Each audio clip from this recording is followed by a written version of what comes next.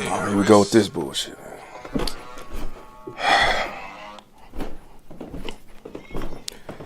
Yeah, what's going on? Hey, baby daddy. Yeah, what's up? So, I was thinking, I want our baby to, be advanced in life or whatever. So, right now they're doing karate class at the YMCA, and it's $300. So, I was thinking, I go half, you go half, and then our baby gonna be, Cobra Kai up in this bitch. Child support. I'm sorry, what? Child support. Okay, yeah, you pay a little less child support, but that goes for clothes, shoes, stuff to support the child. This is an extracurricular activity, so it's extra. Child support. You said it's saying child support. Like, do you only know them two words? Child support, support child. That, like, what I'm asking you is for something extra to benefit the kid. You don't have to put the money in my pocket. You can call up there and make a payment. Like, directly. Yeah, but I remember the two words that I asked for, 50-50. And when we try to get that established, you didn't want that. You wanted sole custody, and the judge granted that. So when it comes to child support, he said that as long as I pay my child support, I ain't obligated to do nothing else. So, child support. I cannot fucking believe this. Okay, so basically because that's all you had to pay for, that's all you gonna pay for. So if the judge says you only have to pay $20 a month, that's all you would pay. You wouldn't pay 25 or 30. Here's my suggestion to you. Walmart is always hiring. Fuck out of here.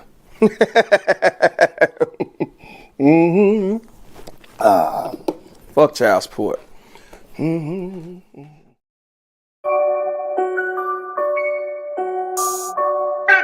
you blood for a lousy nigga Got me fucked up, man. Baby mama tell you tomorrow she needs some money. Man, you better go to Walmart. Walmart is always hiring. Walmart is always hiring. Walmart is always hiring. Walmart is always hiring. Walmart is always hiring. Walmart is always hiring. Walmart is always hiring. Walmart is always hiring. Walmart is always hiring. Wonder holler broke, bitch, you get some child support. Section 8 Obamacare, your ass better sell some dope. I ain't here to save your hope, I'm telling you in the dope. Better save your lean card or a twerking liquor store. Better shake it for Habib, better shake it for Mr. Chan. Better shake it for Tyrone, bitch, I don't give a damn. Matter of fact, only fans go find your ass a stam. Who was shopping cuz, bitch, I'm not your fucking man. It's not my fault you got 5 baby daddies with 4 fucking kids and no else to fucking live. Not my problem, better get your ass a job. Go to sleep if trailer parks, better go to fucking Walmart.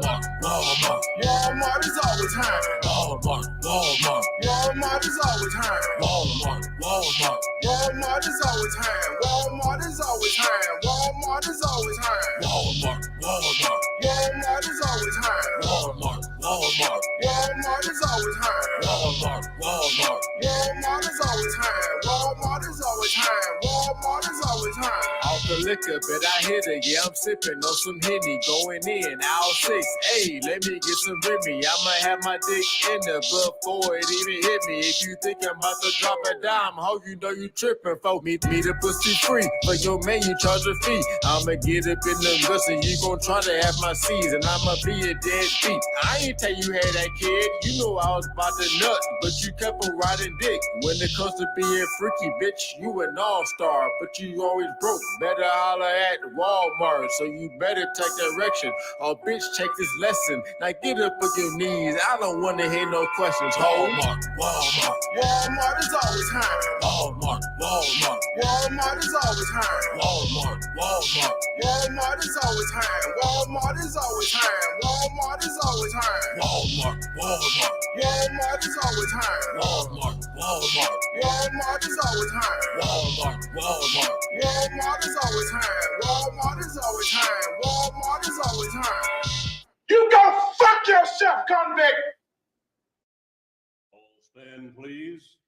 Oh yes, oh yes, oh yes. The Psalm Court now stands adjourned, sine die. God save the state and this honorable court. Yeah.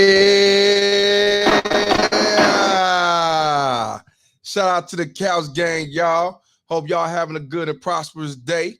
You know, I already know what to do. All rise for the street ordained judge, Mr. Palmer.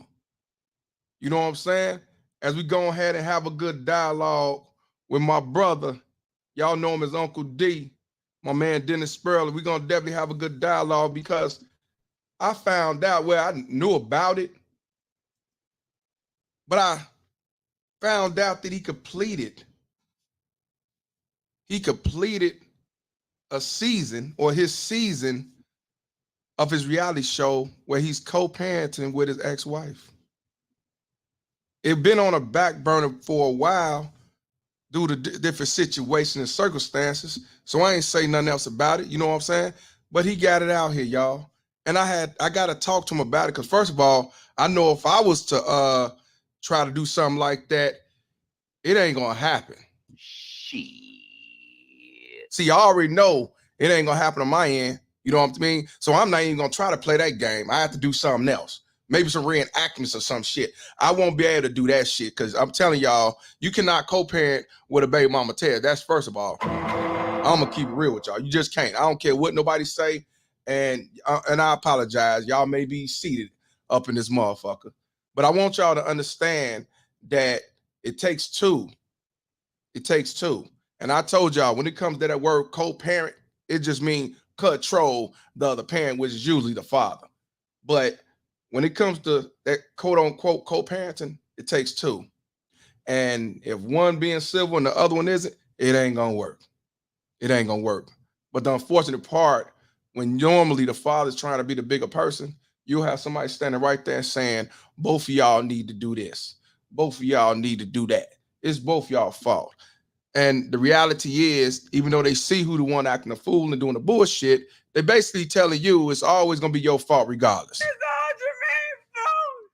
It's always Jermaine's fault. And that's the unfortunate thing about this. So I definitely had to get Uncle D to come on here and explain. First of all, how the fuck you make this happen? That's what I want to know, because that sound like a Denzel speaking, you know, on behalf of Malcolm X when it comes to having your ex to come on and do a fucking reality show about co-parenting shit.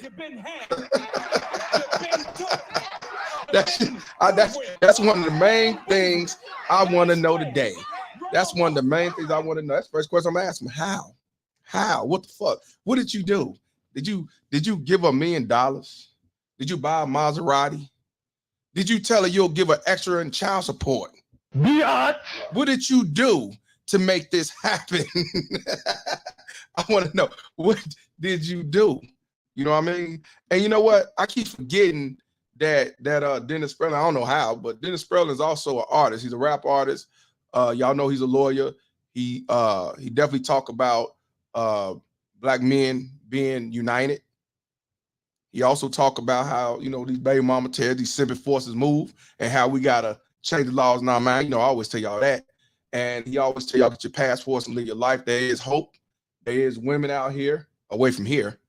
You know what I mean? But I thought about it. One day I'm gonna go ahead and make a track, and one day I'm gonna try to get him on a song. I know Angry Man say he rap, get Jap on a song, and I'm gonna even get Coach Greg Adams and do some shit. We need to start doing our own music and shit like that. Just do a compilation, and even if it's just one single, I'm gonna set that up. Maybe by next year or something. I'm gonna holler at Uncle D.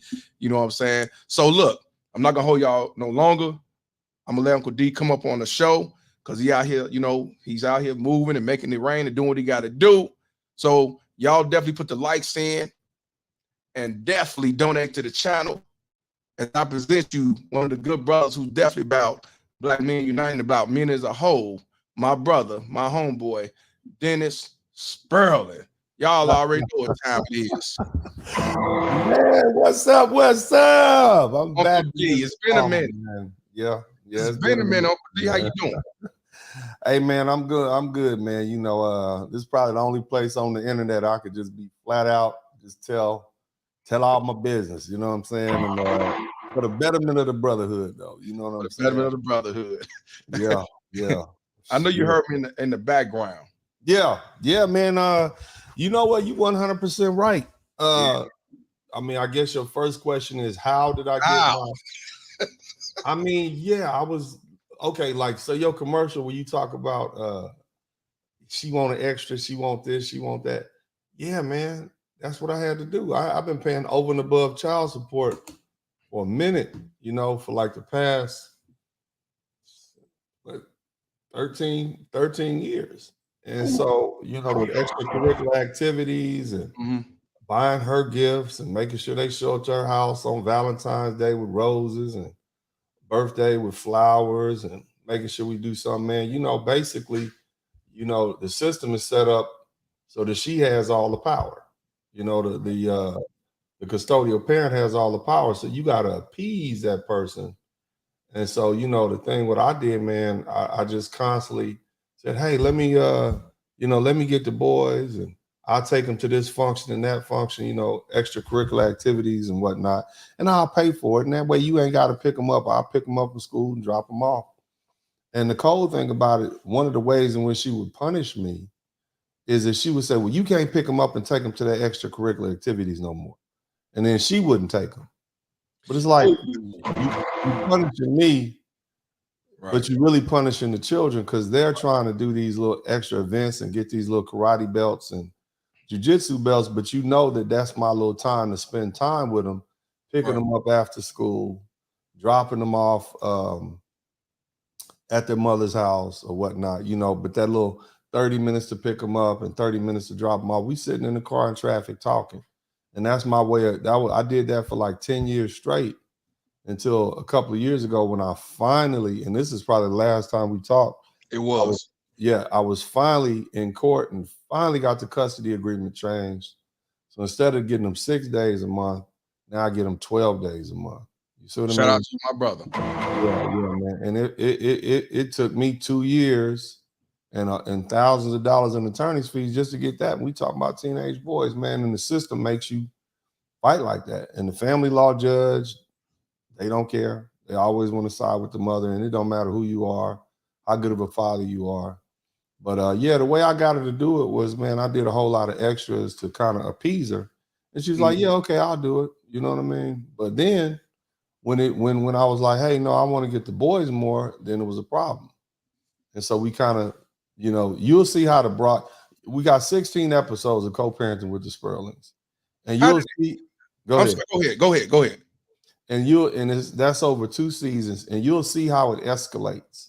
Like when I first start spending, when the broadcast first starts, you see me, I got the boys washing cars, little things like spending more time with me. They finally of an age where they can spend more time with daddy. They definitely not babies anymore. They not big boys.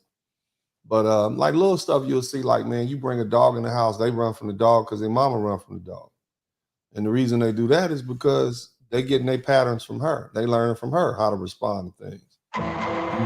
And I'm starting, and those with a wise eye, those men with a wise eye gonna be like, yeah, them boys spend too much time with their mom. And then one of the first things I do, you see my oldest son, he get in a bully situation, he get beat up and he crying and she all in there, I love you. And I'm like, that ain't how you gonna deal with that. You got to send that boy to karate class. And she's like, well, I don't want him to become violent. I'm like, but he getting bullied in school. What you mean? You don't want him to become violent, but he getting bullied in school. You gotta, it's only a couple of answers to this. Either you move him out to school and go somewhere else and he get bullied, and then you teach him to run from things, or you let him keep getting bullied, and then that's gonna lead to a whole other problems. You know what? Or you teach him how to fight. With a professional like a karate instructor. Right. Funny as you say that. I heard I know what baby mama tells that said that he's not a contact kid. So yeah, I know exactly what you're saying. And that's definitely crazy. I want to ask something for what you said. You said that you end up getting 12 days. Yeah. So you still don't have equal parenting time. I still don't have equal parenting time. I'm still paying child support and I'm still paying for all the extracurricular activities, but I'm happy to get to 12 days. No doubt. No doubt. No doubt. I just want people to understand that even though he got 12 days, you would think, because in Illinois, if you don't have 50-50. If you have 60-40, you could still be considered equal parenting. So that's why I was letting y'all know you can have 12 days out the month. You still don't have primary custody up to the judge. Right, right. Understand that. So I just want people to know that. But it is about having more Now, time. now the cold part about it is all I was asking for was something that they give you in Texas law called extended family time. The judge is gonna give it to me anyway. Mm. She made me fight and pay a judge pay just to get what I was gonna get anyway if we got to court. The judge is gonna say, well, all this man is asking for is extended time. So, you know, and then the other thing I managed to eliminate was her ability to say you can't pick them up no more. So now I have something called right of first refusal. If you're not doing anything with them, you can't just let them sit at home just because you don't want me picking them up, taking them to the extracurricular activities. I have a right to pick them up. You see what I'm saying? So wait a So minute. yeah, Wait a minute. yep, So just what you think. Go ahead. you tell right. So you telling me when they with her, they ain't doing nothing. They just sitting I up in the mean, house while she sit up in the house. it And was it was situations like, yeah, when she would have something to do, yeah, it could be time for them to go to karate or jujitsu and stuff like that. Because boys need stuff to do. If you don't give them something to do in the afternoon, man, they're gonna find something to do. That's why I used to get in all that trouble. So my way of dealing with my sons is occupy so much of their time with positive things to do, constructive things, that they don't have time to get in dirt. And so if you just leave you at school, you at work, you leaving your kids at home from lunch, or I'm sorry, from like after school all the way to whenever you get home, that's a lot of hours. You see what I mean? And over time, they develop patterns and habits. So I'm like, I need to be able to pick them up, take them to something positive, and bring them back. But she would rather just let them stay in the house just to keep me from picking them up. Remember, that was one of her ways of punishing me when I didn't cooperate. You understand what I'm saying? right. That's Yeah. again, that's just misery loves company. Yep. It's not about the children. That's why I say Mhm. they hate the church, they hate the man or they hate the father more than they love their children. Mhm. That's Mhm. all to it. Well, let me ask you this. Um, did it cost you a lot of money to do this reality show? Oh yeah, man. It cost me $250,000 of my own money. 250,000, which is actually pretty reasonable because it's 16 episodes, which is 2 seasons. So that's pretty good. 8 seasons for each other. That's pretty good, man. But I spent it all. I did it myself. I didn't want. I'm not the type of person that go beg other people for something I want to do. Right. Whatever it costs, if I decide I want to do it, I'm gonna do it. I'm gonna pay for it. And if y'all like it, y'all check it out. You see what I mean? It'll be on what's tonight, Thursday. So at 7 p.m., just click over to my channel, man. You watch it for free. If you like it, it's gonna play live. And so you can donate at that point. But I'm you know, like there was this old movie with Kevin Costner, you brought him up. If you build it, they will come. Right. Not ask them to pay you to build it and then ask them to come to pay. See, no, I ain't gonna be like that. I'm gonna build it, show you, I'm gonna put my money where my mouth is. I appreciate it, but it's 100% black owned, 100% owned by me. I make black people look good. It's a horrible situation. Look, this is the thing I want to explain, Mr. Palmer. There's no replacement for marriage. A good, solid marriage with a good, solid woman that ain't in it for the money and in it for the well-being of the children and is bringing you peace. Ain't no replacement for that. Co-parenting is a fallback plan. You see what I mean? I just tried to make the best of a bad situation. You see, the kids are the only ones that suffer. You know, the kids, because they come into the world, they have a family, and then the two people that help form the family for whatever reason decide they don't want to be in the family. It's the kids that suffer because that's not the existence they brought Exactly. them into. And that's my point. Mhm. What I do, or one of the things I do to let people know that this is all about the kids. We're Mhm. grown. Yeah, we hurt, we suffer, we're in pain, Woo! we screw mentally, but we are survivors. We're able to still move and live our lives. These kids ain't out in the world. And what you're doing to them, you are destroying them eternally because a lot of times they're Yeah. not going to show how they feel because they don't want Mhm. to hurt mama's feelings. So yeah, but and like you said, at the point they see the dog, they start running scared like she do when really Mhm. they shouldn't. They Yeah. will move differently. So I understand exactly what you're saying. But Mhm. let me ask you a question. Yeah, man. I don't think I ever asked you this question. Now, before you went through this situation with this divorce and the child support and the alienation Mhm. like that, did you have the mindset that, like a lot of brothers had that mindset? Oh, you guys don't want to be fathers. You ain't trying to be a father, and then you go through and you like, I didn't know. Yeah. So you Man, did. You had that. I always wanted to be a father. I always wanted to be a married man. I always wanted to be a good father. Mhm. That was the only thing I ever really wanted to be. Like nothing else really mattered because I didn't have the best father situation Right. coming up. And so I knew I could do better than that. So it was one of those things like, yeah, I can do this. That was, that's like some people have dreams of being in the NFL or playing in the NBA. I Mhm. just want to be a good father. And on some manhood stuff, I want to be a good friend. When I'm gone, I want to be known. He was a good friend. He was a dedicated friend.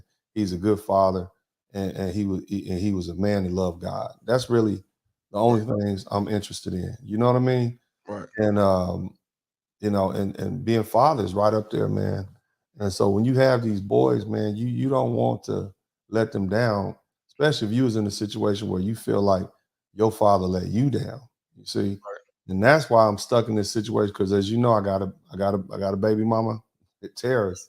I got that BMT, Right. and man, I've been fighting, man. I done paid thousands and thousands, bro. When I tell you, I done paid off cars to family law lawyers fighting this case from this country to that country to that country, just trying to get time with my sons because I don't want that little boy to grow up and be like, man, I got these other two brothers over here, they magnificent, and then here I am. Yeah. My dad just didn't even, he ain't come looking for me. He ain't come for me. And so, man, I got to do what I got to do. But here's the thing: it could be easier, but don't feel sorry for me because at the end of the day, I'm the one that laid up with that broad. I'm the one that laid, knowing what I know, knowing that them BMTs is out there. I did it. So don't feel sorry for me. I wish it could be a little easier, but I'm not doing this for myself. I'm doing it for my son, Mhm. my third son. So when he'll see, yeah, man, my daddy fought for me. And then he'll have to reconcile that with his mama. They're going to have a conversation when he get old enough to have a man's understanding. Right. But he ain't going to never say daddy didn't fight for me. Right. And hopefully he's not manipulated because even if they see you fall, they'll find some type of way to justify why the mama did what they did. Because I have heard Oh, yeah. many say, You didn't fight hard enough. Well, why I gotta fight at all?" That Yeah. makes sense. So I mean, yeah, that depends. Um, how's that going? Because that I forgot all about that. Woo! Hey man, we still in we got lawsuits pending in multiple states. I had to sue that broad for defamation out here. She's hopped on the internet with some off-brand YouTuber talking shit. So I sued her and We him. Like saw it. that's your new boyfriend. I got you. So let's go ahead and get it. So he started running. Oh, but apparently he got like an attempted murder charge. He was trying to do. I don't want you going Whoa. around picking on Wait, them. hold on. I'm sorry. I'm sorry. I'll make sure I'm lining up the video. Now, wait a minute. Say that again. Yeah, I think, after my lawyers got through looking like this dude got an attempted murder charge. This is who you falling in with, trying to, So it's like, Boy, man, it's like, come on, baby. You really doing all this? I'm your baby daddy. And this is your son. You got his picture all up on the internet. And I ain't gonna back down. Like, that's one thing I think people need to understand. I'm not gonna back down. I might take a fade, I might lean. But I'm gonna keep fighting. And unless you're ready to fight forever, then you probably don't want to pick a fight with me because this ain't. I told her before I started, I said, look, when I start this, I'm not gonna end until he's 18. It ain't nothing to fight over. So right. no matter how many hundreds of thousands of dollars it costs, I'm gonna keep fighting for my son, period. And anybody you throw in my way, I'm gonna deal with them and I'm gonna keep coming right back. Ain't nobody gonna stop me from being with my son. So I expect to win. You see what I mean? And she ain't never gonna have. I'm not gonna bow down, and I'm not gonna let this woman take my blood and just run off with him and Right. poison him against me and his brothers. I thank God I got the revenue and the wherewithal and the finances and the know-it-all and the know-how and the contacts to do it. But man, for regular dudes out there, man, it's sad. It's Oh, sad. it's very sad. It's very Yeah, sad. Because yeah. even though you got the income, that's still a lot of money that's being A thrown lot out. of money, man. It shouldn't have to.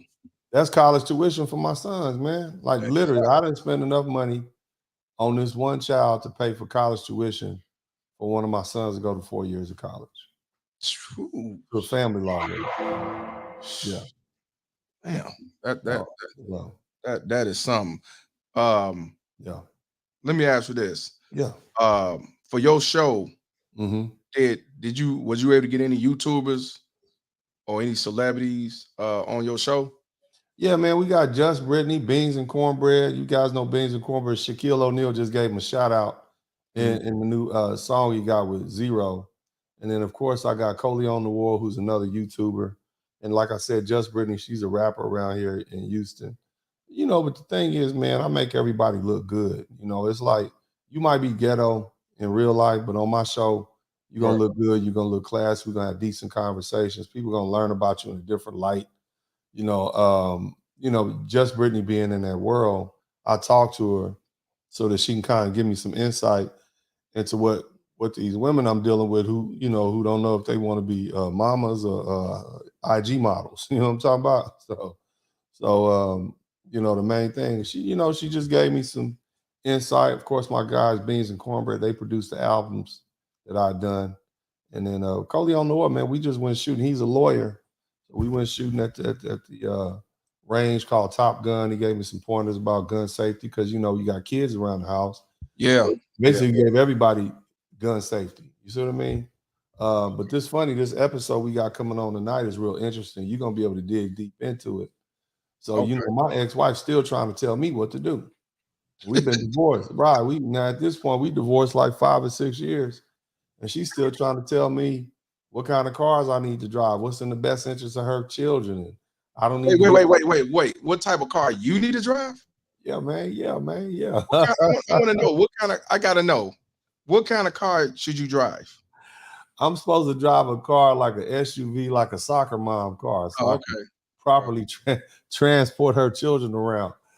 You know what I'm saying? And I ain't supposed to be riding around. I'm a lawyer. And mind you, after the divorce, things got great for me. Because see, here's the thing you got to understand. Like while I was married, it was a struggle. Mm. It was a struggle. Marriage is a struggle. It's more expensive being married. And if the sacrifice ain't worth it, you don't really want to work as hard because you're not really getting cooperation. You ain't getting really cooked for. It was just like, man, I'm cool, man. You see what I'm saying? I'm like, and so that's why I got out of it. So after I got out of it, I got my peace of mind and happiness. And I worked hard. I made more money, had more freedom. And so I started doing better, man. So I end up pulling up. I ain't gonna tell you, man, but it's something exotic. You know what I mean? Okay. And she was like, But then after I got it, she wanted to buy it.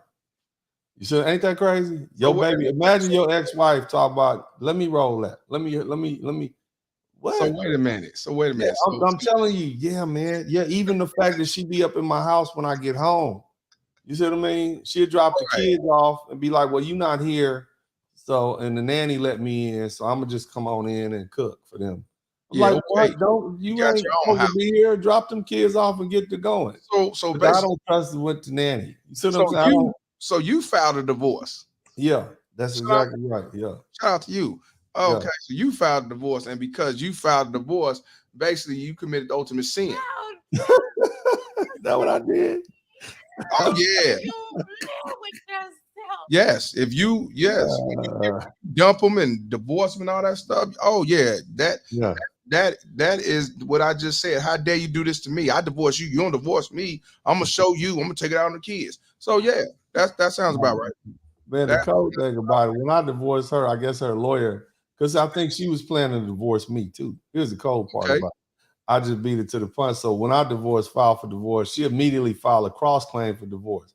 Like, you ain't got to do that. We getting a divorce. I didn't already filed, but it was like you just wasting money now. But it was like I want to be able to say I filed for it. I want to be able to say, look, man, this is 13 years ago, man. Now and all that's in the past. But you'll see, we got to the point by the time 5 years out, the animosity kind of dropped. Because remember, I'm paying her, I'm doing extra stuff, and I'm sending the kids over there with flowers, and I'm buying her gifts and whatnot. And as long as I'm placating her and paying her over and above the child support, things are cool. You know what I mean? I had to buy my piece. You know what I mean? Of course. And I knew it was gonna be temporary, because see, I had to do what I had to do to spend spend as much time with my kids as I could while they was little, because those are crucial years. You don't get that 2, 3, 4, 5, 6, 7, 8, 9, 10 years old back. Once that's gone, that's gone. And then by the time they get to be teenagers, they ain't really trying to holler at you like that. They got their computer games and their friends and whatnot. So you gotta spend as much time with you. So I had a plan. And then the good thing is about my divorce is here in Texas, they make you do a residency restriction. If you was married here and you live here, you can't leave. You got to stay here. And so, that's something you don't get when you got the baby mama drama. You ain't even on the child's, you ain't even have no rights to the child. If you just a baby daddy. You know what? I was fortunate, and I'm gonna tell you why. Even though I wasn't married, and they don't even do common law in Illinois, but they treated it just like a common law. Okay. Because we was together for 11 years. Oh, right. And because of that, they put it all together. Even though I didn't get what I want with equal parenting and all that stuff, but one thing, can't move out. She can't go no more than 20 miles in Illinois where you live. So you can't, even though we're like 15 minutes away from Indiana, can't go to Indiana. You got to go north. And going 20 miles up north, you're going to be on 7th Avenue Cottage Grove somewhere. I don't think you want to move out there. So I ain't got that part yet. They so you're right. You're right. Some people go out of town, do what they want to do. Yeah, and like I said, the funny thing is, like, I'm a lawyer and I'm dealing with this. Y'all keep that in mind. And I know the law. So I'm a lawyer and I'm dealing with it, and it still don't cut right. You see what I mean? But, the thing was, man, we did the show. It was a good show. It was very positive. It ended sour. You already look like, I don't want to give away the. No, don't give it away. I don't want to give away. But you see a slow progression. You see me, I'm focused 100% on raising the kids. I done had a little side kid. Like, oh man, that's part of the play too. Cause see, now she's not special anymore. And you see her having to deal with that psychodrama with her friends. You see what I mean? And still now I'm losing control of him because I can't be putting demands on him. And he got another woman that got a child. She gonna be putting demands. I'm used to be, even though I wasn't married to him no more. So that kind of was bad. So you see her start dating, getting back out there in the field, and the monkey branching kicks in, and it don't quite work out because her hypergamy. After she see me pulling up in this, I'm doing good. I done lost weight. I'm pulling up in something foreign, and she got dudes taking her out trying to get her to eat octopus, and she like, I kind of messed up because I had that high value man, as Kevin Samuels used to say, and now it's really all downhill from here. You see what I mean? Right. And so those with that red eye, that red pill eyeglasses on, y'all gonna see a lot of red pill. Now you're gonna even see how I use her hypergamy against her to protect my kids. That's a hell of a play. That's some jujitsu going on up in there. So let me ask you this. Let me ask you this. Because these baby mama tales are known for whoever they dealing with, they try to either use that guy to make you jealous or try to make you have some type of beef with it. Did she ever try that? I mean, man, the cold part about it is, like, it didn't even matter because, I was dating younger and finer. And I mean, I was going overseas, and, dudes would see me posted up on Instagram and Facebook back then with these fine ones. And she had to hear about it. Every time I put them on the internet, you like, yeah. Because, women think I'm the best woman you going to ever get, and blah, blah. You ain't going to never replace me. And then next thing you know, I'm down in Colombia with someone that's 22, 23 years old. You know what I'm saying? That's, 6 feet tall and fine. And then, of course, the baby mama, she ugly on the inside, but, she's beautiful on the outside. Right. It's ugly on the inside. Truly ugly. That's worse to me now. In this day and age, that is worse. Yeah, that is worse, man. Yeah, but after I got that initial, I started having some bad ones. So I went up. Like I went up after the divorce. I got my peace of mind. That's why I tell dudes all the time, a good divorce is better than a bad marriage anyway. Peace of mind is gold. I tell people, you ain't got no peace. You can have all the money in the world, success, all the women. If you do not have peace, then you don't have nothing. I'm sorry. You have nothing. this is one of the 30-second videos I'm gonna play, guys. And definitely tune. What time is you doing? What time is it coming on your It's channel? gonna come on at 7 o'clock, 2 hours from now. It'll be on at 7 o'clock. Central Time, 7 o'clock in 2 hours. It's gonna be coming up. I'm gonna play a couple of samples. I'm gonna play every few minutes a sample. Here's a 30-second one right here. That's Dennis Sperler without the beard and the mustache. Young D. The young D. You know what I'm saying? Got his ex-wife and the two boys, and they young now. Because if you look, they what? How old are they now? Now I got 16 and 13. Other one be 14. So I got a 16 and a 14-year-old, basically. Yeah. So yeah, man. So let's take a 30-second look at this. I'm Dennis Sperling. I don't want you going around picking on anybody, and I don't want you to be a bully. It's my job as father to prepare my sons for what's out there.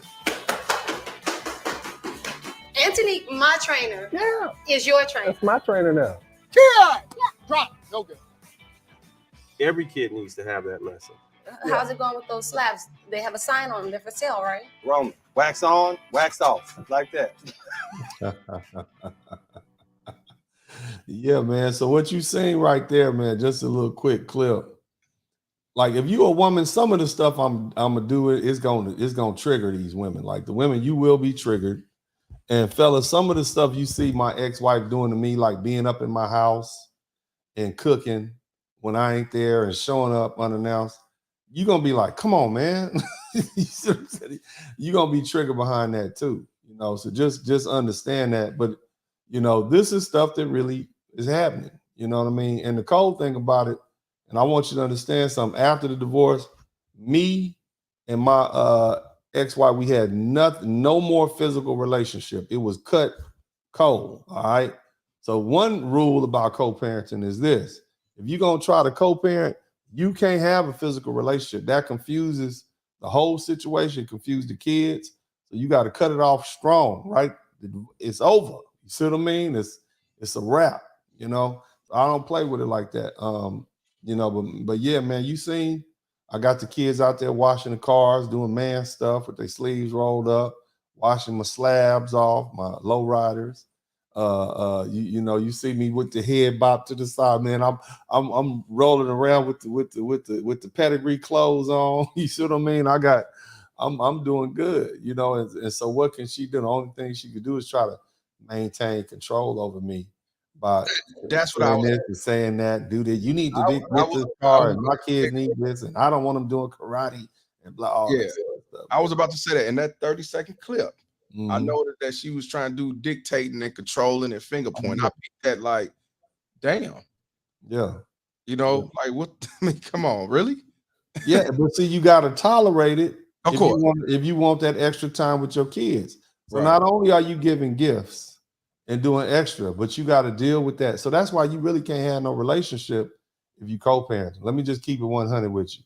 Please. If you got little kids and you trying to co-parent the right way, you really can't have a relationship. You can't, because your new woman gonna be like, it's still a broad on the throne, dog. Right. How you gonna bring me in? You know, if you want to have a new relationship, you got to 100% cut that off.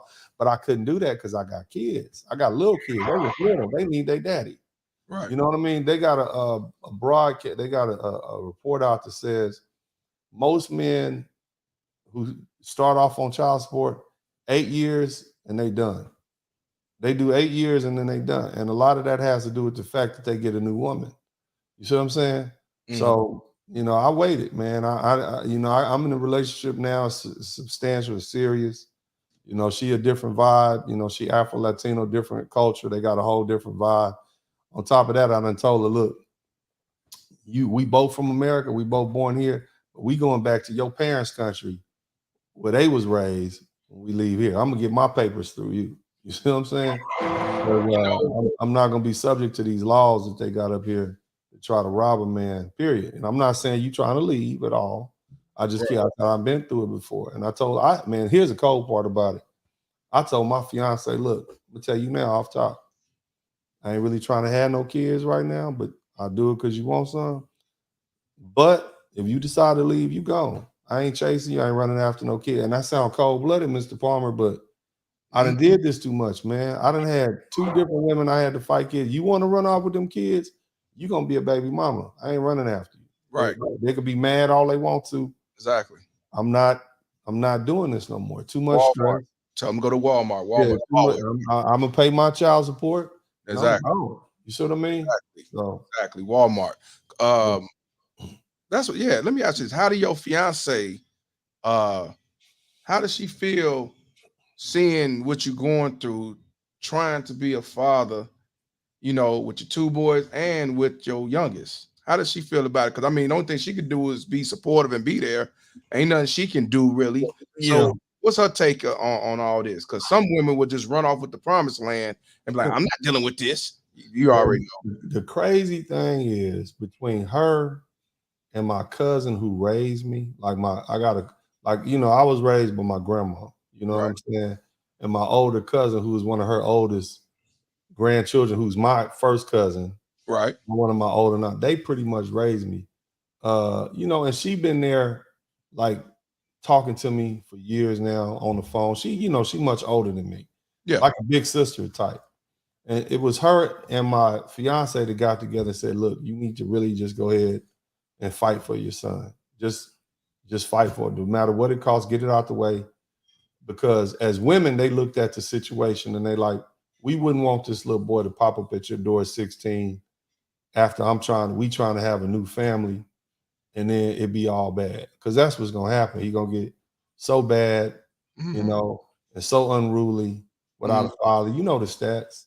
Yep. Next thing you know, he's showing up at my house at 15, 16 with new kids. I got new kids, and he disrupting the house, and she can't deal with him no more. Yeah, exactly. Maybe he come live with you, or he going to jail or something. Yep. And so I said, yeah, y'all right.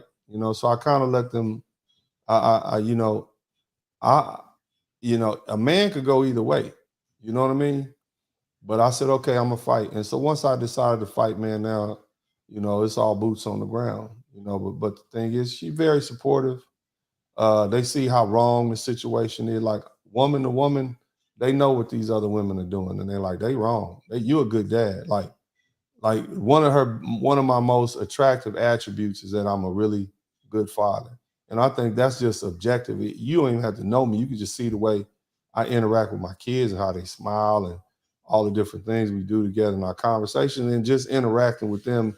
For those of you guys who follow my sons on the internet with their little channels, Right.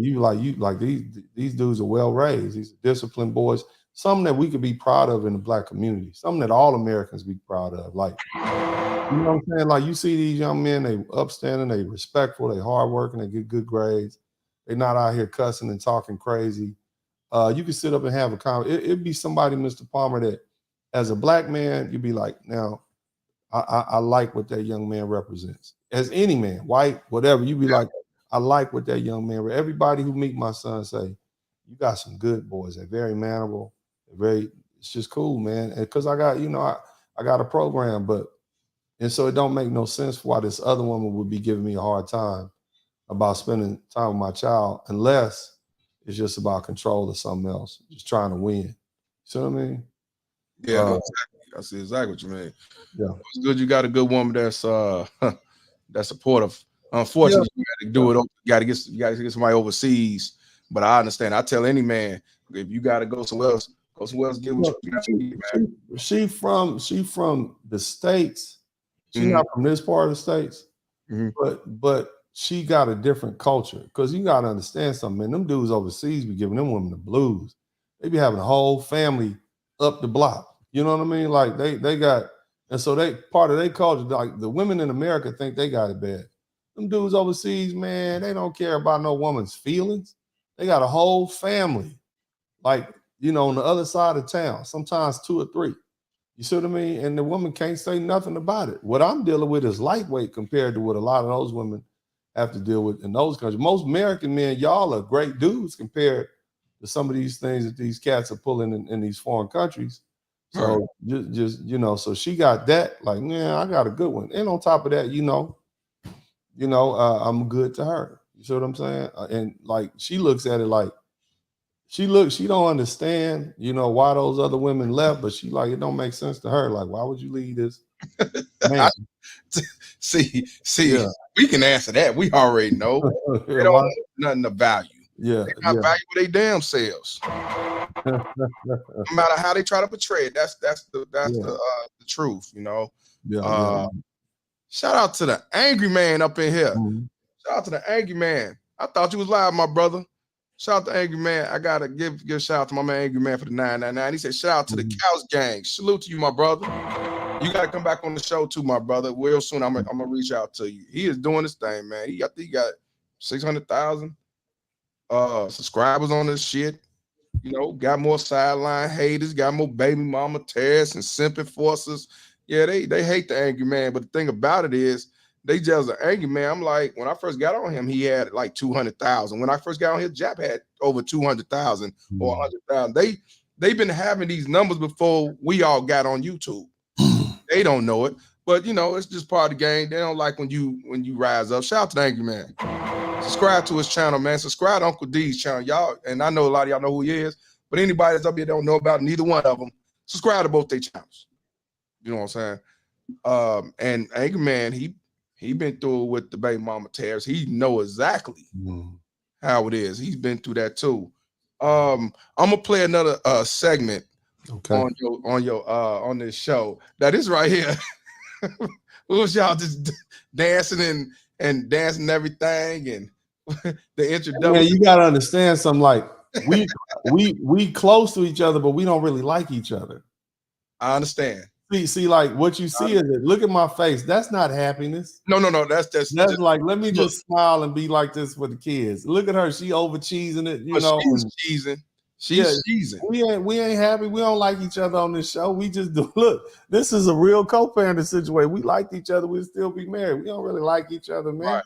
We just we keeping up images for the kids so the kids can get along. They can see the people they love the most getting along. You see what I mean? I want y'all brothers and sisters to understand why she's cheesing the way she's cheesing. Everything you heard what he said on what he was doing, after the divorce, extras and shit like that. Yeah. She is cheesing because she's like this. I built that nigga. Meaning, I still got that nigga. Right. I got them two boys. He want to be around them. So I built that nigga. She is cheesing because she's still getting hers. I want you to understand that. You see, he's not cheesing at all. He's actually like, you know, I'm doing it for the camera. Yeah, basically. I mean, that's real emotions you see right there. Look like I'm happy. I'm just trying to get my kids to a certain point, brother, where they know who their daddy is, man. I'm telling you right now, a man, I don't know about any female, but a man knows damn well you is not happy. Now her, she is happy. I'm serious. She is happy than a motherfucker. Yeah. You ain't happy by a long shot. Right. Ain't no happy shit. You know, y'all gonna be mad at me when y'all see all the stuff I do for this woman, but you'll understand the big picture later on. You'll get it. I'm gonna be honest with you, my brother.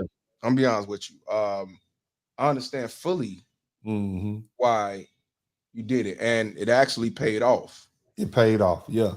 That I have to give you props for. You did it, and it paid off. It's unfortunate that a lot of brothers have did this, and it still didn't pay off. These cats that pay more money, and they still couldn't see their daughter. They still couldn't see their son.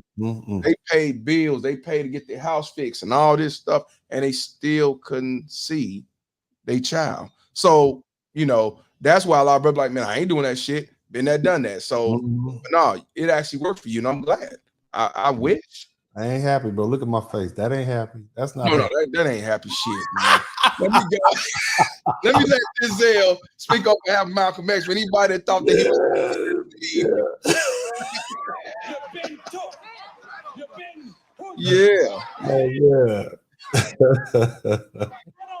yeah, he was. I love your show, man. I love you. I've always been a big fan of yours, bro. This fake ass smile, much as you laugh and smile on here, nah, I know that was. Look at him. You're not happy. Oh yeah, motherfucker. This shit. I know you want to look like you want to give it an elbow. Yeah, fuck out of here, you motherfucker. Let me play this, baby. Oh man. Hi, I'm Stephanie Sperling, and I am divorced. Look. Hold on, fam. Hold on.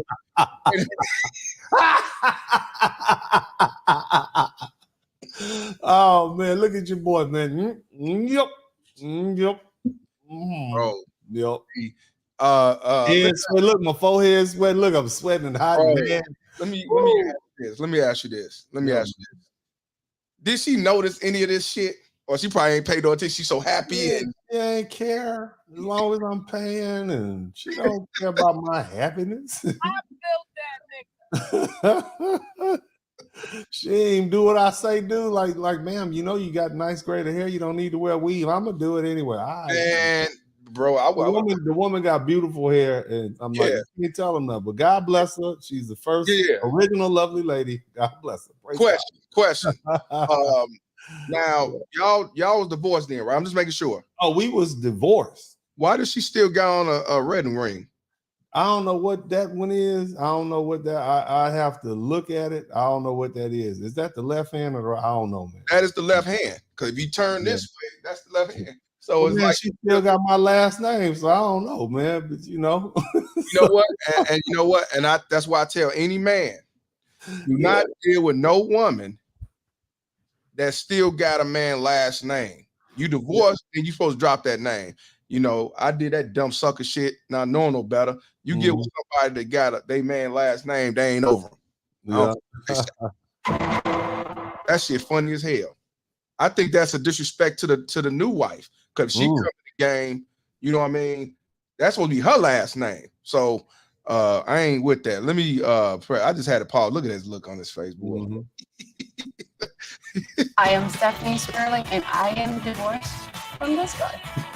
So you pop up in my where are you in Cap about to go? I know that there are teachers in the public school system who care. That's my business, not your business. Our business, our kids, my business. See that right there. Look at the face. Look at the face. Yeah, you know, bro. Again, that's what I'm talking about. That I built that nigga. I control you. I built that. You know, man. You look like she is possessed with that baby mama terrorism. That's that ex-wife spirit, though, man. That ex-wife spirit is amped up on it. It's worse than the baby. They got too many rights. Power rights. They got. Let me ask you this. What was she talking? What was she talking about? Because I'm sure that's basically she basically was saying, they're my kids. I got primary custody, so I got say I do. You know, we're gonna do it this way. Whatever. What was that about? She in my house. That's the first thing you got. All they of don't them. care. They don't care. It don't matter. Don't matter. Oh man, well, you just talk about what she don't want and karate and these sort of things, and telling me I need to sell my cars. I'm too old for them low riders. Sell your cars. Your cars. Yes. You need to sell your cars. Get rid of them cars. Okay. And I need to be more. I need to grow up. Get rid of them low riders. It's not LA no more. Okay. You fucking income fucking. Yeah, all that. I need to do all that. Now, if you was to tell her to grow up and stop having attitudes and wear your own hair and shit like that, then she'll turn around and say you can't see your sons for a month. Exactly. That's misogyny. You know what I'm saying? That's a sin. Look at the look on her face. Yeah, man. Let's go. My business, not your business. Our business, our kids, my business. Open your Yeah. You love me. I love you too. You make me proud. Okay, give me a kiss. Brother, let me ask you a question. In this scene right here, what was going on? Little man was getting bullied at the school, and she trying to love him into feeling better about it. I'm like, man, you can't do that. Send him over there to Sensei Darren Cherry, let him toughen him up a little bit. That ain't gonna make him fight that ain't gonna make him swing no faster. You see what I mean? That's not gonna make him have that confidence he need to keep people up off of him. Because what I got off that scene, like I didn't know what was going on, but it seemed like she was being the bully. So that's why I'm like, well, what went on in this scene? So okay, that's when he was being bullied. Okay, he's trying to coax him into, love him into. I don't know. It's a woman thing, man. Like, but you tell me my son is getting beat up, I'm not gonna be talking to him all sweet and I'm gonna take him out back and hold the hand pads up and let him work on them two pieces. You see what I'm saying? Right. You know, so it's just a different approach that we took as the man and as the woman. And the great thing is a lot of women who see that be like, damn, I did the same thing she did, then got mad and went yelling up at the neighbor or at the school when he got beat up again. But the dad just said, no, we just gonna anticipate this gonna happen again and we're gonna prepare him for it. Right. And so that's the difference between, that's the difference between mom and dad. I'm not trying to get you to be a bully, son, but I expect you to defend yourself. Facts. You know what I mean? So facts. Let me ask you this: did she have an issue with you putting? Well, actually, did have an issue with putting him in karate? Because, like you said, I don't want being a bully. First of all, doing karate is not about being a bully. It's about discipline and self-defense. It's not about It's not about bullying. Yeah. Where does she or whoever her thing was, man, and you know the other thing you gotta understand, y'all see that from the first episode. Her friends, man, her friends. Okay. Her friends, all these single women and all of them friends in her ear, girl, that's gonna make them violent. That's gonna make them want to fight. Actually does the exact opposite. When you know that you are an advanced fighter, you don't feel obligated to fight anybody because you know I'm gonna beat them anyway. I'm gonna do this, that, and the other, and they're gonna be on the ground before they know it. I don't even feel the impulse to fight. Right. You know, I fight every day. It's nothing new to. It's like eating breakfast. It's like, okay, if I miss a couple meals, ain't no big deal. Right. Somebody challenged me to a fight, I don't fight. I said, I'm gonna fight this afternoon anyway. Why would I? It's very rare when that happens. Yeah, it makes them less violent and more disciplined. Right. More control. You see what I mean? Very and rare. So, she had to accept that part. But you know, like I said, I was paying her, doing extra stuff. And so as long as I was doing that, it was all good. When I stopped doing it, that's when see what I mean? That's when you got the How dare you do this to me? Yeah. Exactly. Deal with yourself. Yeah. See that, and that's, and you know, you want to know what's the most everything that you just said. You want to know the worst thing about this whole thing? Yes, bro. She didn't realize the benefit that it was putting out there for everybody to see. Maybe if we do it, maybe other people would do it, so the kids don't, or the kids would be less hurt or less in a situation. And you can't even do that right. Yeah. I mean, it was my we had a little commercial that we put out, man. I was putting the kids in the commercial. I did a commercial, lawyer commercial, put the kids in it, a couple of them, and you know, the ladies around Houston was like, well, what the mama look like? You know, they can't stand me getting all the credit for these handsome, well-spoken kids. What the mama look like? So I ended up putting her in, and then, you know, it kind of went over well. It actually won an award, that commercial. Good. You know, and I said, well, you know, we could do something else. She liked it because she liked being on TV. She liked people acknowledging her in public. Attention. Right. So, you know, when the series was out, man, she was getting all kind of love and attention and whatnot. But see, here's the thing, and I'm gonna do this, and you know, I got to roll up out of here because I got to go to court in the morning. Actually, I got to go to court over in another state. But you know, the thing was, man, it's a lot of red pill knowledge in there, as we call it. I was listening to your BGS Ipmore and Obsidian and all this other red pill content. So I knew what was coming. So I infused a little bit of that in there. Like that hypergamy thing. I threw that up in there. You know, you see me pulling up in the Bentley. She can't date nobody else who ain't riding in the Bentley, and her ex-husband got a Bentley. You see what I mean? She can't do that. Now guess what? Unless the man is in the top 5-10%, she can't date him. And so what that means? What's the most dangerous place for a child? In the house with the stepdaddy. Right. You see what I'm saying? So ain't no stepdaddy gonna come through because her hypergamy won't let her date down. So the better I do, the harder it is for her to find a man who do better than me. Right. You see what I'm saying?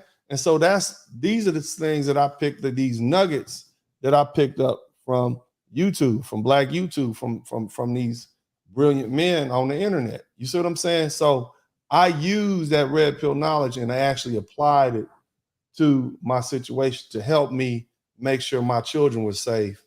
And so they got to the point where they can defend themselves. So man, you know, that the internet has helped me tremendously on that, being able to chop it up with men like yourself, or even when I was just a fan, just listening, like, yeah, that makes sense. Oh, that's female nature. Wow, I could use that. Blah, blah, blah. So you're going to see lots of little nuggets in here. I wouldn't call it a red pill show because there's going to be a lot of simping going on. You're going to see Uncle D do a lot of simping, but I do it for a reason because the end goal is to keep this wildcat happy so I can spend more time with my children so she don't put the system on me, restrict me from seeing my sons, and so I can keep getting to the point because at some point it's over. At 18, it's about over. But before that, it started filtering off. So I did the best I could, man. But it's real, man. Y'all check it out tonight, man. 7 o'clock. It's coming on basically an hour and a half right now, man. So you'll start seeing those with that keen eye. You'll be like, oh, wow, that's a good game right there. You know what I mean? And that's the sad part about the situation. Like you said, you did that red pill move on her. But my thing is, as the individual, why is she still worrying about you anyway? You worry about yourself and get yourself in order and find somebody that's good for you and compatible and get yourself up there. But you so worried about him, yeah. So of course you ain't gonna deal with a guy that's working at Walmart. You're gonna try to find somebody that's just on your level. But she's not because the mindset ain't up there and the value ain't right, believe it or not. Because if she had that value, she would have kept you. There it is. You've done better to hold on. That's for sure. Right. Right. It is what it is. So yeah. I gotta get in your business before you leave. Now you say you got to go to court tomorrow. Yeah, man. What's going on, brother? Well, man, I go to court a lot because I'm a lawyer, but this situation has to do with my third son. So I'm going there tomorrow for an enforcement hearing. It's been 17 months. I've been fighting this one case. I got another one pending in another country. And then I got to come back. So I got 3 different cases pending, 2 different cases pending on this same child with the same woman. And then I got to come back here and do some more work. 3 different lawyers. It's costing a lot of money, man. But like I said, I'm not going to back down. Once I pick up the fight, I'm not going to back down. I got to do it for my sons, man. I need all of them to understand that their father loved them. And no matter what I fought, to be with them. Right. And it's just what you, and again, don't feel sorry for me. I don't want nobody to feel sorry for me. I put myself in this situation, learn from my lessons, stay away from them BMTs. I don't care how good she look. I don't care how fine she is. I don't care what she say. You understand what I'm saying? No matter what you thinking at that time period, look. Hey, just y'all need to listen to Mr. Palmer. Just listen to Mr. Palmer. If I had to do it all over again, I wouldn't do it. You understand what I'm saying? But but I fight this fight. I'm dealing with this so y'all can learn from my mistakes. And but at the end of the day, man, there's still a young one out there that's gonna need his daddy for a long time. And it's the nature of the relationship. I wish it could be like the one I had with my oldest sons, but it's not. Right, of course. So you got to play the field how it is, man. You can't really you got to play the field. Whatever's on the chessboard, you got to make your moves appropriately, to save the king and the castle. You know what I mean? How old is he now? 8. Yeah, what's he? 7 years old, man. He's 7, man. 7. Okay. Yeah. So. Okay. All right, my brother. I'm not gonna hold you no long before you go. Let everybody know where to subscribe, where to follow you.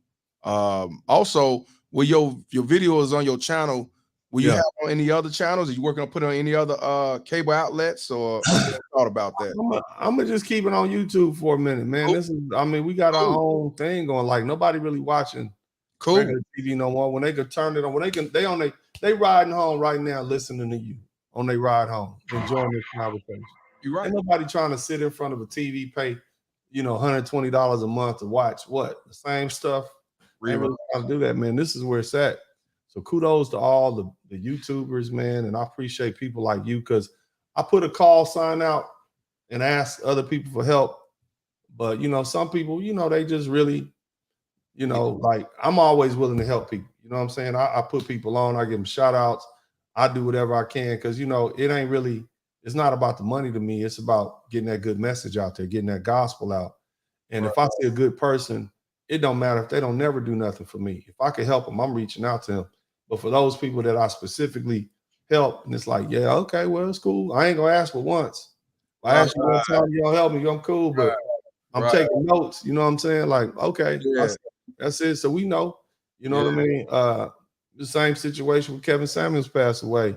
There's only a few people that stepped up and was like, I'm gonna help you with this man, because man, behind closed doors, man, I was sending money to the family so they could bury this man, so he wouldn't be getting embarrassed. And there was only like one person that stepped up, man, and really was behind the scenes helping out with that. Like, He I didn't mean, have life insurance? huh? He didn't have life insurance? Nah, bro, he ain't had life insurance. He had a lot of money. Right. You know, he had like 6, 7. I don't know how much it was. He had a lot of money, but he didn't have life insurance, like most black people. You know what I mean? And so I had to get the lawyer, pay the lawyer, the other person that helped out behind closed doors. All these people that say they friends, ain't nobody come through. You see what I mean? Wow, And you okay. gotta understand something. I just met the man like a year or so before. You see what I mean? You got niggas on the internet talking about I'm his cousin. I'm like, well, where your money at? Why I gotta come up with 4 G's? You see what I mean? To pay this this lawyer. He can't touch his money. Once he's gone, he ain't got no will. And it goes to probate and all that. So they gotta wait to get that. So yeah, and you ain't got no insurance. Yeah, you gotta pass that. Nah, see. Yeah, but yeah, I found him a lawyer. Fuck that. Like, I found him a lawyer. I said, look, man, I don't want to have nothing to do with this. If these people like you, work with them. The family then said, well, hey, we just want you to put the word out there and defend his name. I said, all right, man, I'll do that, no problem. But I don't want nothing to do with y'all finances. That ain't got nothing to do with me. I just defend this man on the strength of the fact that, you know, he helped me find my fiance. You see what I'm saying? So once I call you a friend, I'm your friend. I'm never gonna not be your friend. You see what I'm saying? Yeah. That's how dedicated I am. I'm down with you from the time you say you my friend, even after you dead. I'm not gonna I got your back. You see what I mean? And so that's the type of man I am, and that's the type of integrity I bring. But everybody not like that. So I really appreciate you. Oh yeah. Once you told me, I was like, let me set the date up. Yeah. Oh, it's gonna be a mess, bro. When you watch all these episodes, you're gonna be like, this is a mess. It might give you a headache when you get really sit back and digest all, because it's gonna be all smiles and grins. But if you really watching, like, that ain't a smile, you be like, oh wow. Like, you really got to be intelligent to see what's going on. You see what I mean? Right. Most people gonna think, oh, look at that happy song. But when you start, you be like, oh wow, I get it. You know what I mean? Yeah. But you got to have a high amount of emotional intelligence to really read through what's going on this whatnot. But thanks, bro, man. I appreciate you having me here, man. Man, as always, I appreciate you come on here. I was gonna say, will it be another season? But I mean, we're gonna run this all the way up through October. You see what I mean? Okay, yeah. So, but again, you can't co-parent with somebody you can't co-parent with. So, can't co-parent with a baby. My kid, I got a 16-year-old and a 14-year-old. They can drive themselves over here now. You know what I'm talking about? Good. So just keep that in mind. It's time for somebody else to do some co-parenting. You know what? Last thing before I let you go, because I know you got to go. How do your 2 sons feel about this? Because I mean, they ain't stupid. They see. They might don't say nothing, but they see.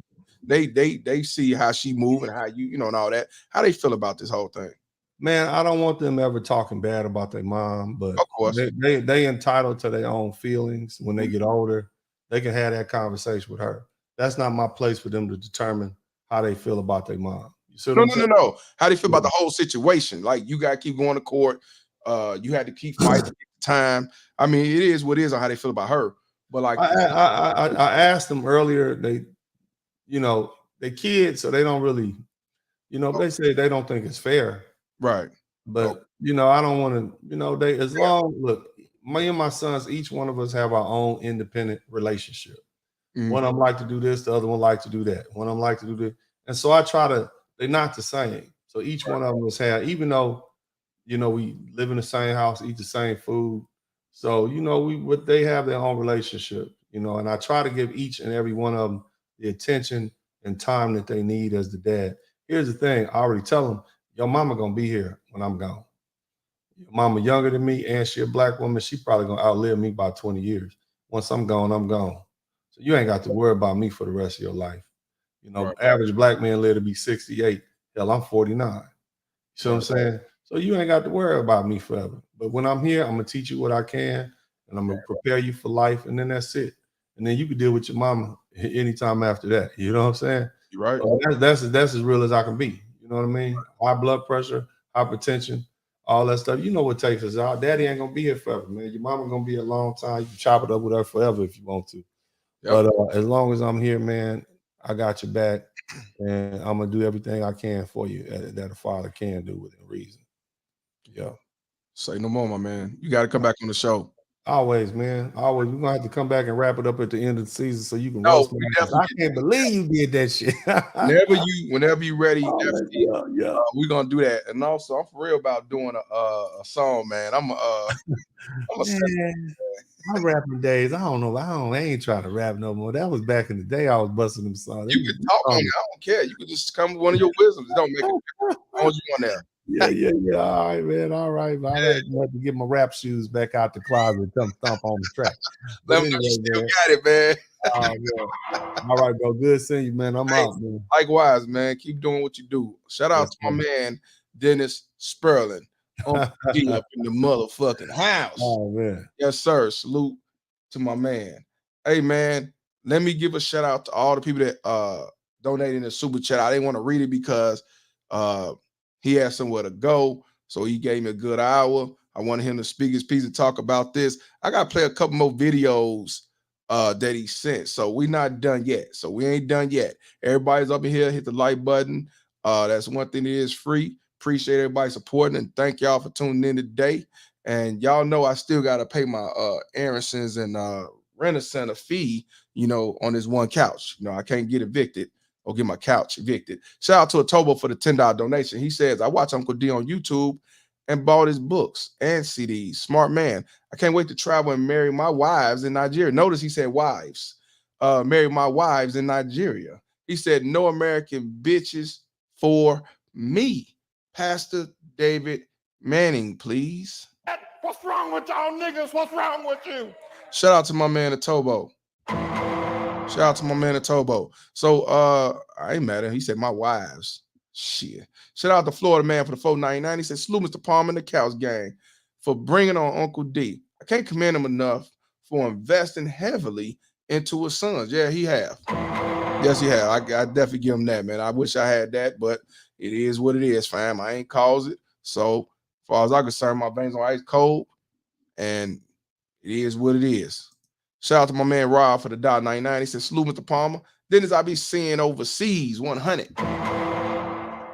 He should be overseas. Shout out to Professor Mex for the $20 donation. He said, Uncle D knows jiu-jitsu passport gang. Shout out to you, my brother. Shout out to Hologram for the $2 donation. He said, peace of mind over a piece of ass. On that note, my brother, how'd that go? Truth is what it is.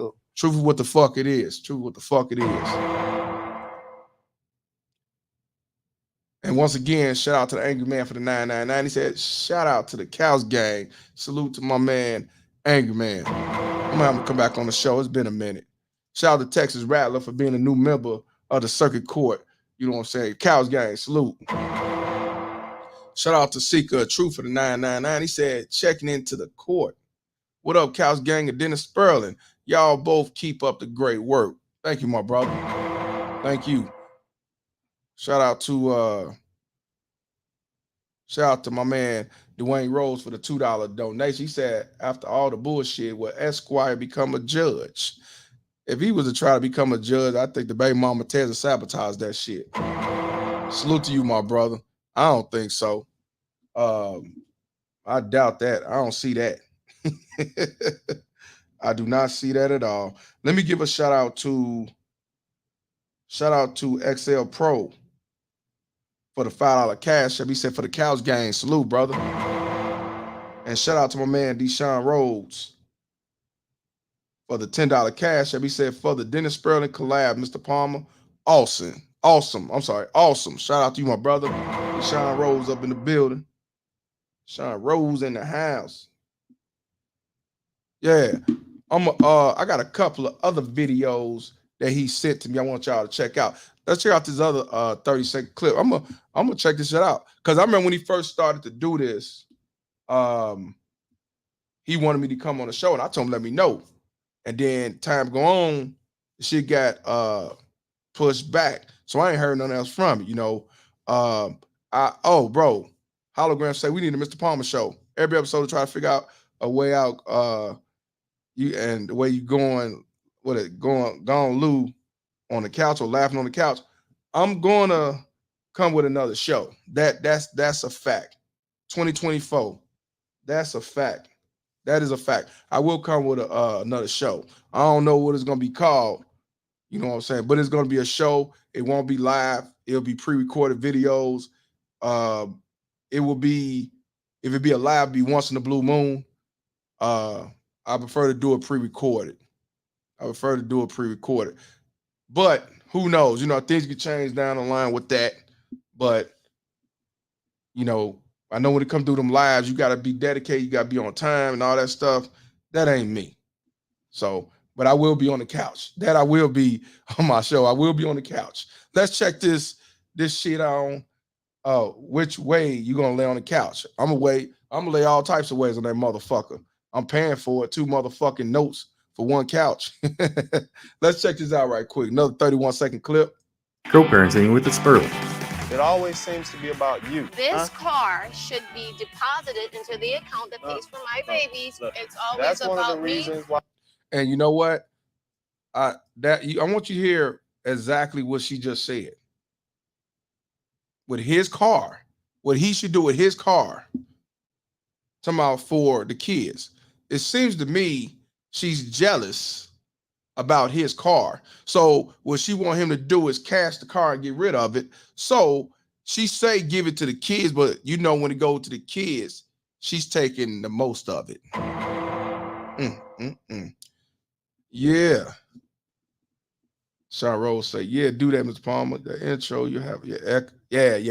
It's gonna be a real show for real. But I will say the show I'm working on ain't got nothing to do with just like child support or these baby mama terrors. It's something totally different, but it is representing Couch Gang, and it's gonna grow in different avenues and lanes. But it will be stuff about baby mama terrors, but it's not about like the concept like I do on here. So yeah, So it will definitely be it will be Couch Gang related. It's definitely Couch Gang, whatever show I do. But look how she's pointing at that car and looking at the car, and he like, you know, like, this is my shit. Check this out. This car should be deposited into the account that pays for my babies. It's always That's one about of the me. reasons why we got divorced. No. He said that's the reason why we got divorced. She said, no. That's sad. Look how she looking, man. Look how she looking. Shout out to Hologram for the $2 donation. He said she's drunk with government daddy's power. Facts. That's why I want to keep playing it, because there's some shit I'm like, watch this shit. I want y'all to go ahead and really watch it, because I'm like, I wish I would do a show with the baby mama terrorists. I get why he did it. I ain't knocking it. You know what I'm saying? He was able to make it happen. Good. It ain't gonna happen over here. You know what I'm saying? Make it like comment, like show, but spin the truth. Yep. Yeah. Look how she's looking. He dealt with that for some years, man. Let's see that again. It's for my babies. It's always That's about me. one of the reasons why we got divorced. No. So it looked like he pulled up in a Bentley. Is that a Bentley? So he pulled up in a Bentley. See, she want him to ride around in the goddamn Shaggy and Scooby-Doo mobile, because she don't like how he pull up and shit. She don't like how he living, because she's not living that life. Whatever life she was living with him, she don't have no more. You can't make this shit up. But you're gonna tell him what doing his car. That just go to show, to be honest with y'all, it seems to me that when he was with her, she was wearing the pants in that motherfucker. Or she was trying to wear the pants, dictating, pointing fingers, arms folded, acting like she the fucking treasurer of security of the Treasury Department and shit. You can't make this shit up. She was married to him and jealous of him at the same damn time. How many of you brothers been in a relationship with these baby mama terrors or your ex-wife, and she is jealous of you when y'all supposed to be a couple, and whatever you have, she has, and vice versa? I want to know, because this shit is real, that the person you're dealing with, the person that you're supposed to be in a relationship with, is jealous of you. They reaping the benefits from it, but they jealous of you. Shout out to my man, Robert Mustafa Muhammad. Salam alaikum. How you feeling, my brother? Yeah. Let's continue. showing him who's the boss. I'm a boss. Wax on, wax off. Our divorce, 6 years, 7 You years. may have divorced So me, I but don't what have we to don't check divorce in is with- those hospital visits. Thank you, Professor. Let's see what she just said again.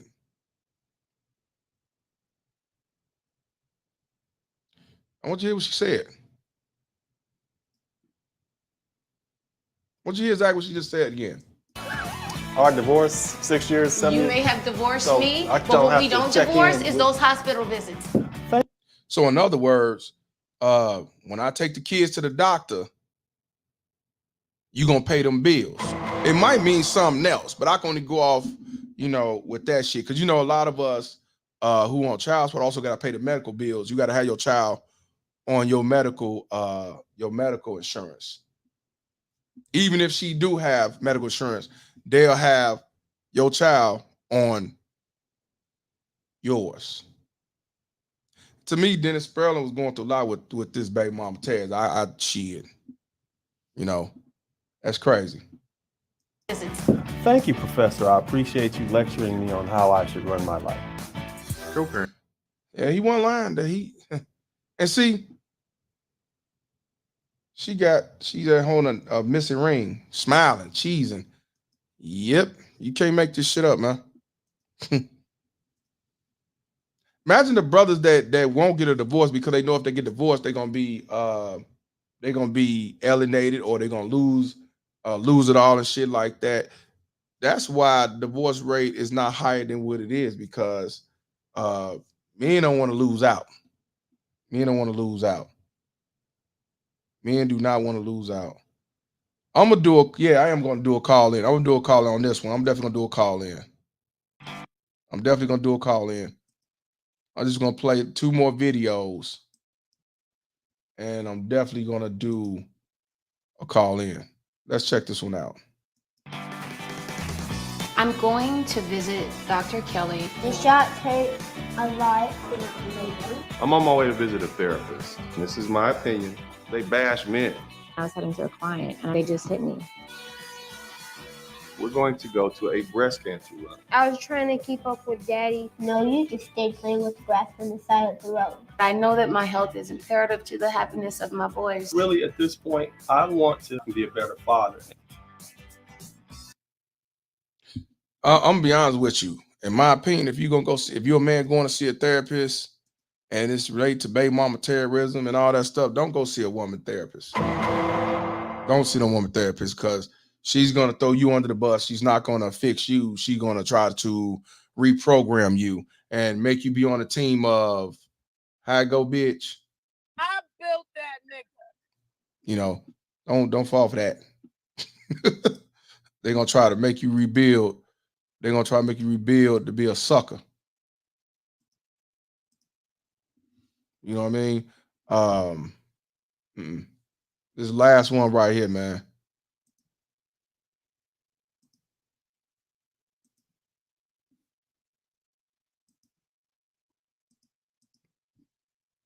Oh, ain't got no value. This one ain't playing no value. That ain't got nothing, and that ain't got nothing to do with me. It's unmuted and everything. Let me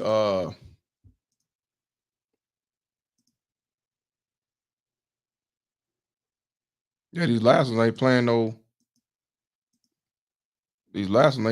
video.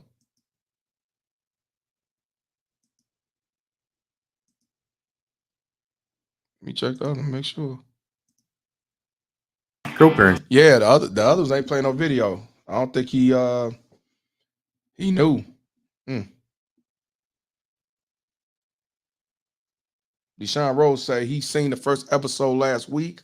I'll be watching episode 2 in 6 minutes. Yeah. Yeah, that was his. It ain't showing no value. I mean, no sound. So I don't know if he know that.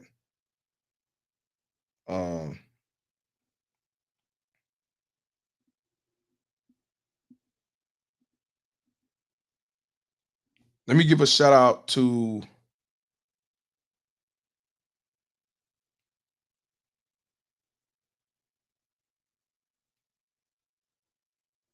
I made a mistake. That ain't nothing there. Let me put the link up in here right quick. Anybody want to jump on? Tell me what you think. Tell me what's on your mind. Any questions? What you got going on? Whatever. Holla at me. Definitely like. Definitely subscribe to the channel if you're new. Shout out to the couple. I had got some comments that was new from people that I definitely know wasn't part of the team or one part of the Cows gang at first. But shout out to a brother who he said that he thanked me and Dallas D for putting out that show about the alphabetic shooter that did what he did in Philly. And he was saying that you can't get this on on CNN and all that shit. He was like, I was able to come on here and see what needed to be said and heard with details and everything else. And he also had a reality check. So shout out to y'all that's coming in here commenting for the first time. Got a Tobo, my man Chaos up in here. Yes, Mr. Palmer. Touch gang. What's going on? I'm gonna let both of y'all come in here. Holla at me. Yes. Go ahead, speak your piece, Tobo. Go ahead. Yes. So actually Dennis Brown is actually a smart guy. I agree with what he said. I do watch him sometimes. I don't really watch him a whole lot because of my school and my work, you know. But when I do have a chance to watch him, I do watch him. He's a very smart guy. And it comes to show you that before I used to think that the more money you make, the more money you make, the more respect you will get from the women in the West. But however, that doesn't seem to be the case. Because despite the fact that he has worked hard, he has bust his ass, he has hustled, you know, this guy is driving Bentley Continental. This guy is actually a millionaire, being successful, and still that woman is still dictating his life. Of course. That woman that's just a common make teacher, and you are talking to a man that is driving Bentley, man that is lawyer. Man, forget, you don't have power in this country as a man. If you like, be the CEO of Amazon, be the CEO of Microsoft. Still, you will still be a houseboy to your wife. You know why? Because they know that anything you do, all they just need to do is just press the button. I'm not happy. And that's the end. So my own is just me. I don't deal with women too much in this country.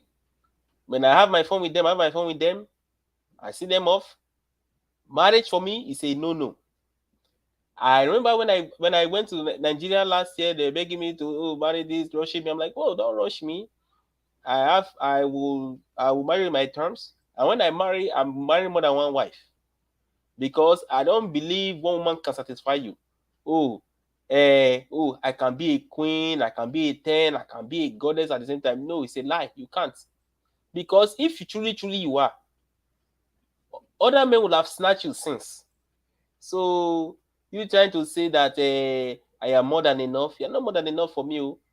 My grandfather had 4 wives before he died, and all the 4 wives they all obey him. So me too, I'm marrying my own too. So that's just that's just my own. So anything you say, it come from you're just wasting your time. It come from 1 year, they come out to go another year. So yes, so that's it, man. So hey guys, be careful you reprocreate in, because now that economy is about to be bad, and now that Joe Biden did not help them cancel their student loans, you will see soft era. You will see all these BMT saying, I'm a good woman. I can't believe women do this. I don't know why they do this. I'm not like them. I'm not like them. I'm a good woman. If you marry me, I will treat you good. I will give you love. Then you ask her how old is she? She say she's 29. No wonder. You know why? Because she's on her last leg. Never take a woman that is on her last leg.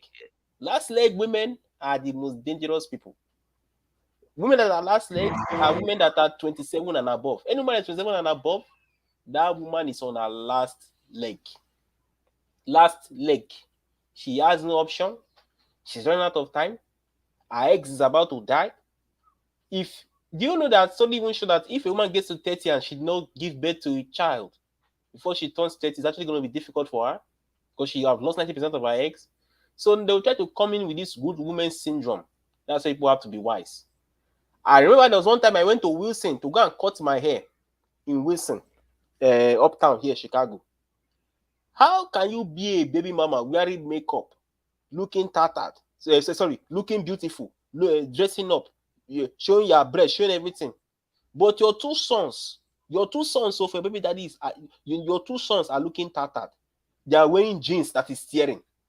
Their shirt is not well washed, but their jeans is tearing. They are looking dirty. Oh, Jare, people like this, I'm telling you. So that's all what me have to say. Men, be careful.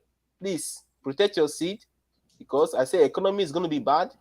They will come with this software era. They will say I'm not like them. They will say I love you. Before you know, manipulation. And once they see that you are so invested in it, you've invested in them so much, man, and you marry them, you move them in, my guy, you'll be homeless. So that's all we have to say, man. Protect yourself. Shout out to my man. Shout out to my man, Atobo, man. I definitely appreciate you, my brother. Thank you very much. Yes, sir. Hey, we got my man Chaos up in here, man. Chaos Rain Show. What's good, my brother? Hey, what's good, man? What's good, man? I had to catch replay of Uncle D on here because he's been making his rounds promoting this show. The show so far has been good so far. I did catch the very first episode, and I'm saying he should have made like how regular TV shows go through series, first season, second season, third season.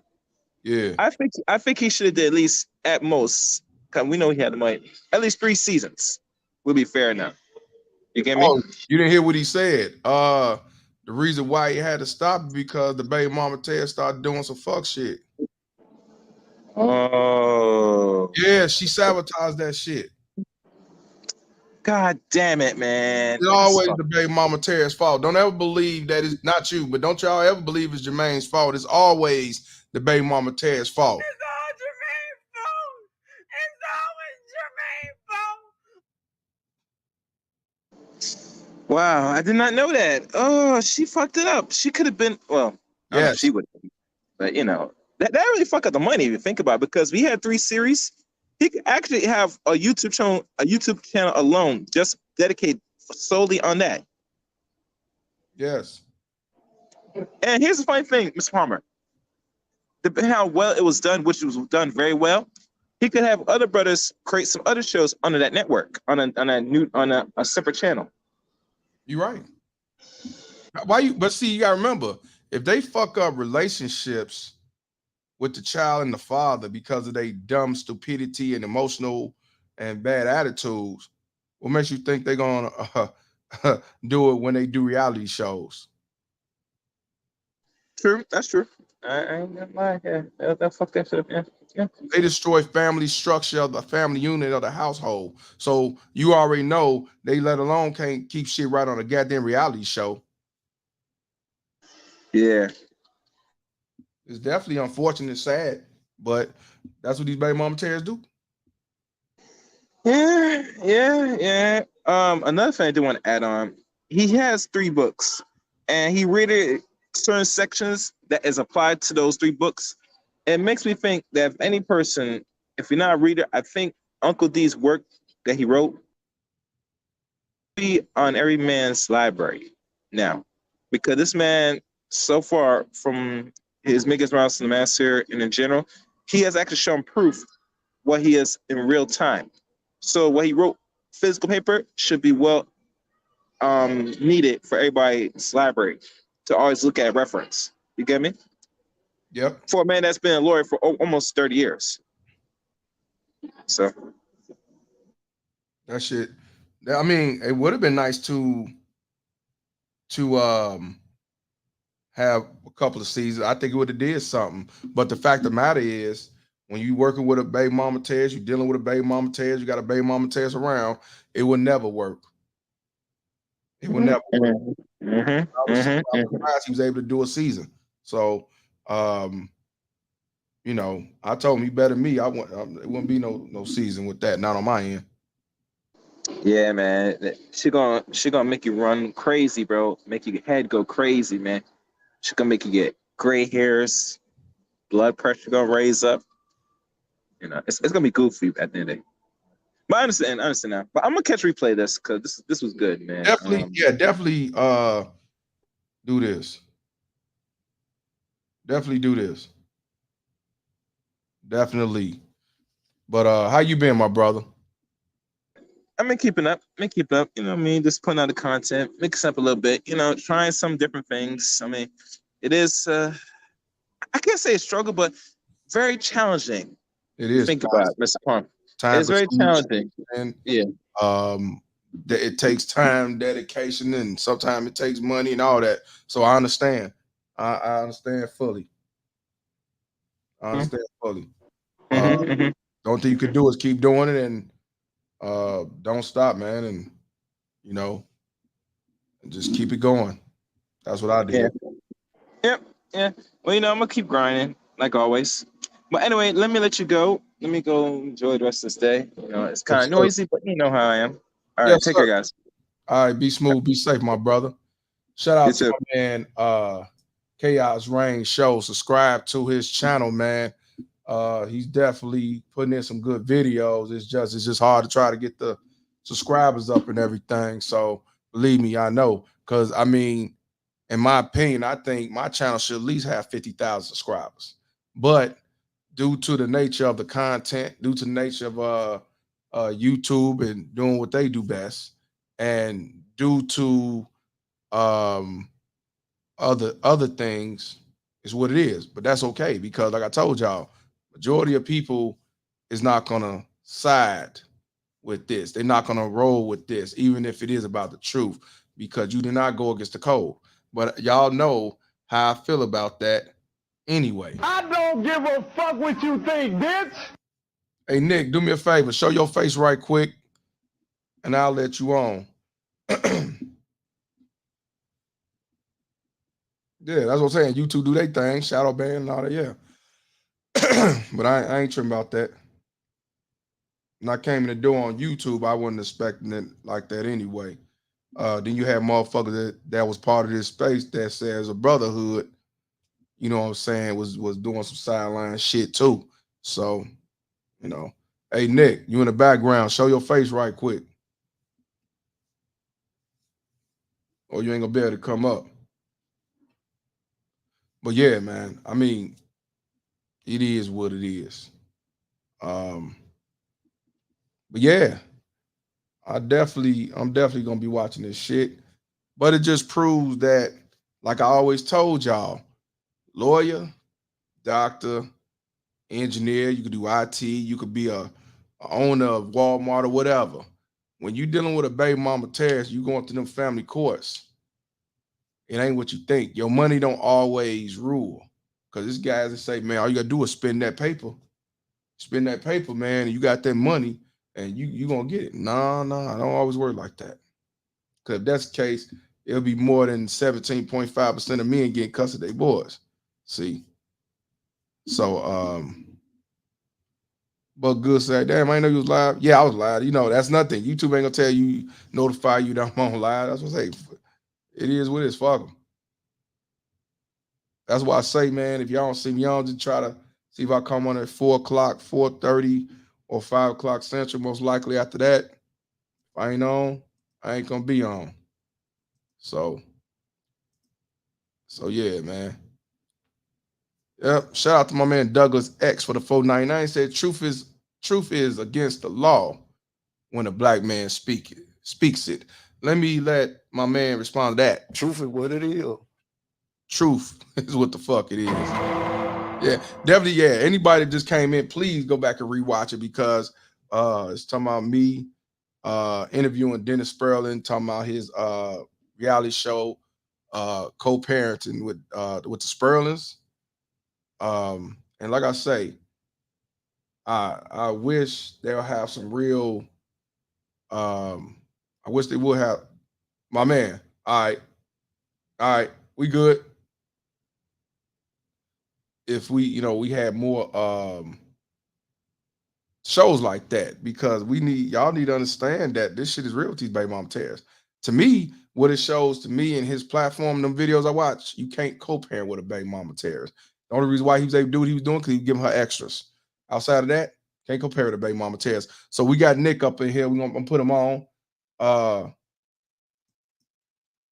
on. Salute to you, my brother. How you doing? Good, yourself? I'm good, man. I can't complain. Ain't gonna do no good anyway. All right. All right. I have a perspective on co-parenting. So I got married. I did things like everyone else did. Got married. I did the right, took down the aisle, all that fun stuff. Right. I was 23 and I got married, having a child. I didn't know what I was doing. I was like every other man. Like, what am I supposed to be doing? I didn't make any money. We had a house together, and I had a car. So we go through that. We get divorced. She put me in jail a couple times.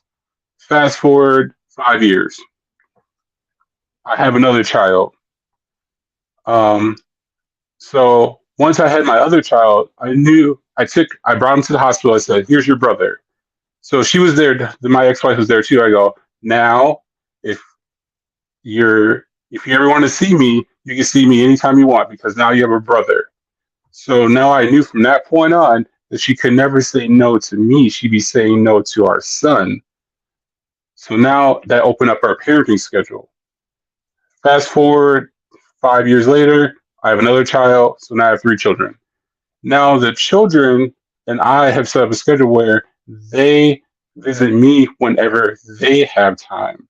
You know what I'm saying? Right.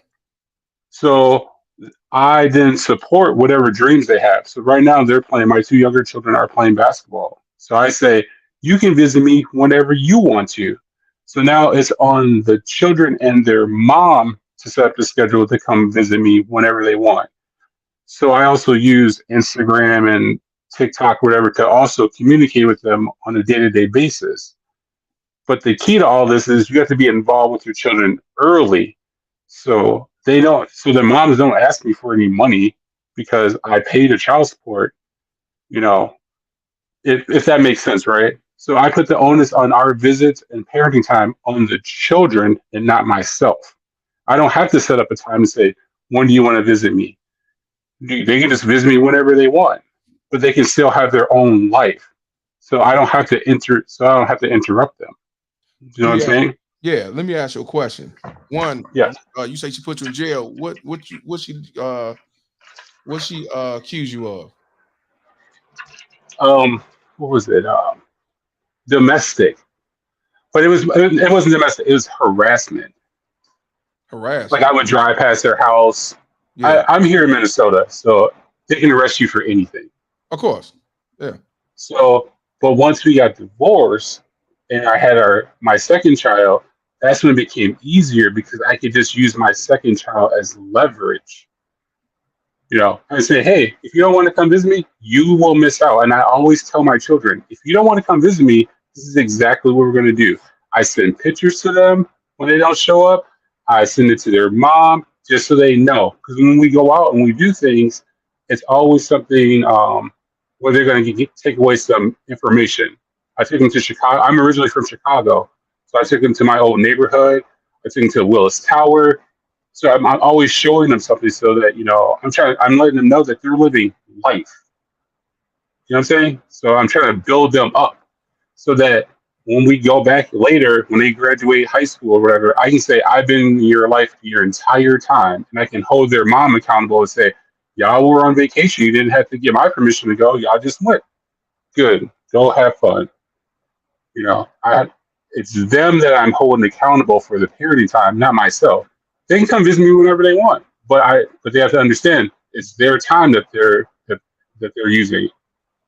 Let me ask you a question. Your ex-wife and the other one, they black or white? They're both white. They both white? Yep. Now I got lucky. Now I met my ex-wife when I was in college. Mm-hmm. And I met other one when I was in the same city. Now their parents live within like a half an hour of each other. So when it came to like holidays or whatever, I can go visit both families within a few hours. And both women get along with each other. So when I was working out of town, I could drop off my child with the first woman. They would communicate and do the whole drop off thing without me being there, because they understood that I put the children in front, not myself. I took my emotions out of it. I was like, it's about the kids. Y'all can hate me all y'all want, but it's not about me. It's about the children. Right? That's how I'm. Right. I learned a lot of this on YouTube. Like 2020 has taught me so much stuff about myself, and I don't need a woman to validate who I am as a person. They need me more than I need them. I agree with that. But I'm right. I'm put you on game. Have you ever dealt with a black girl before? Absolutely. I've dealt with all kind of women. I'm 6'5". I live in Minnesota. I've been touching all the ladies here. That's not an issue. Right. It's like my mother. Real quick. My mother is the reason why I don't date black women exclusively. Quick story. Wait, let's let you say the reason why you exclusively don't deal with black women no more. You say because of your mother? Right. Okay. Here's a quick story. Okay. When I was a kid, I was like every other 3, 4, 5-year-old. I had an accident, right? I went to go clean up the accident. I cleaned myself up, and I had to dry off the underwear, right? True story. So I put the underwear on those old school space heaters. Mm-hmm. Put it on the space heater. Boom! It set off a fire in our apartment building. No one died. Everyone was rescued from the building, right? We go back to my grandma's house.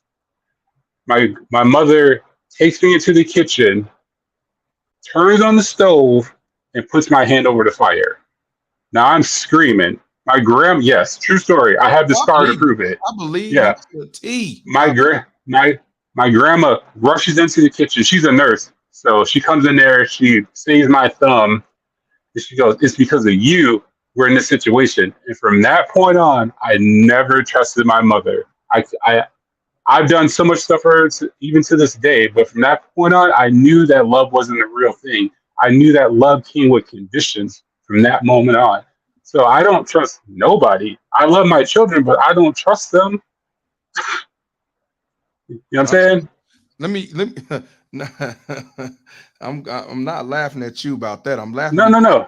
You basically answered my question. That's why I asked you. I said, "Is your baby mama's white?"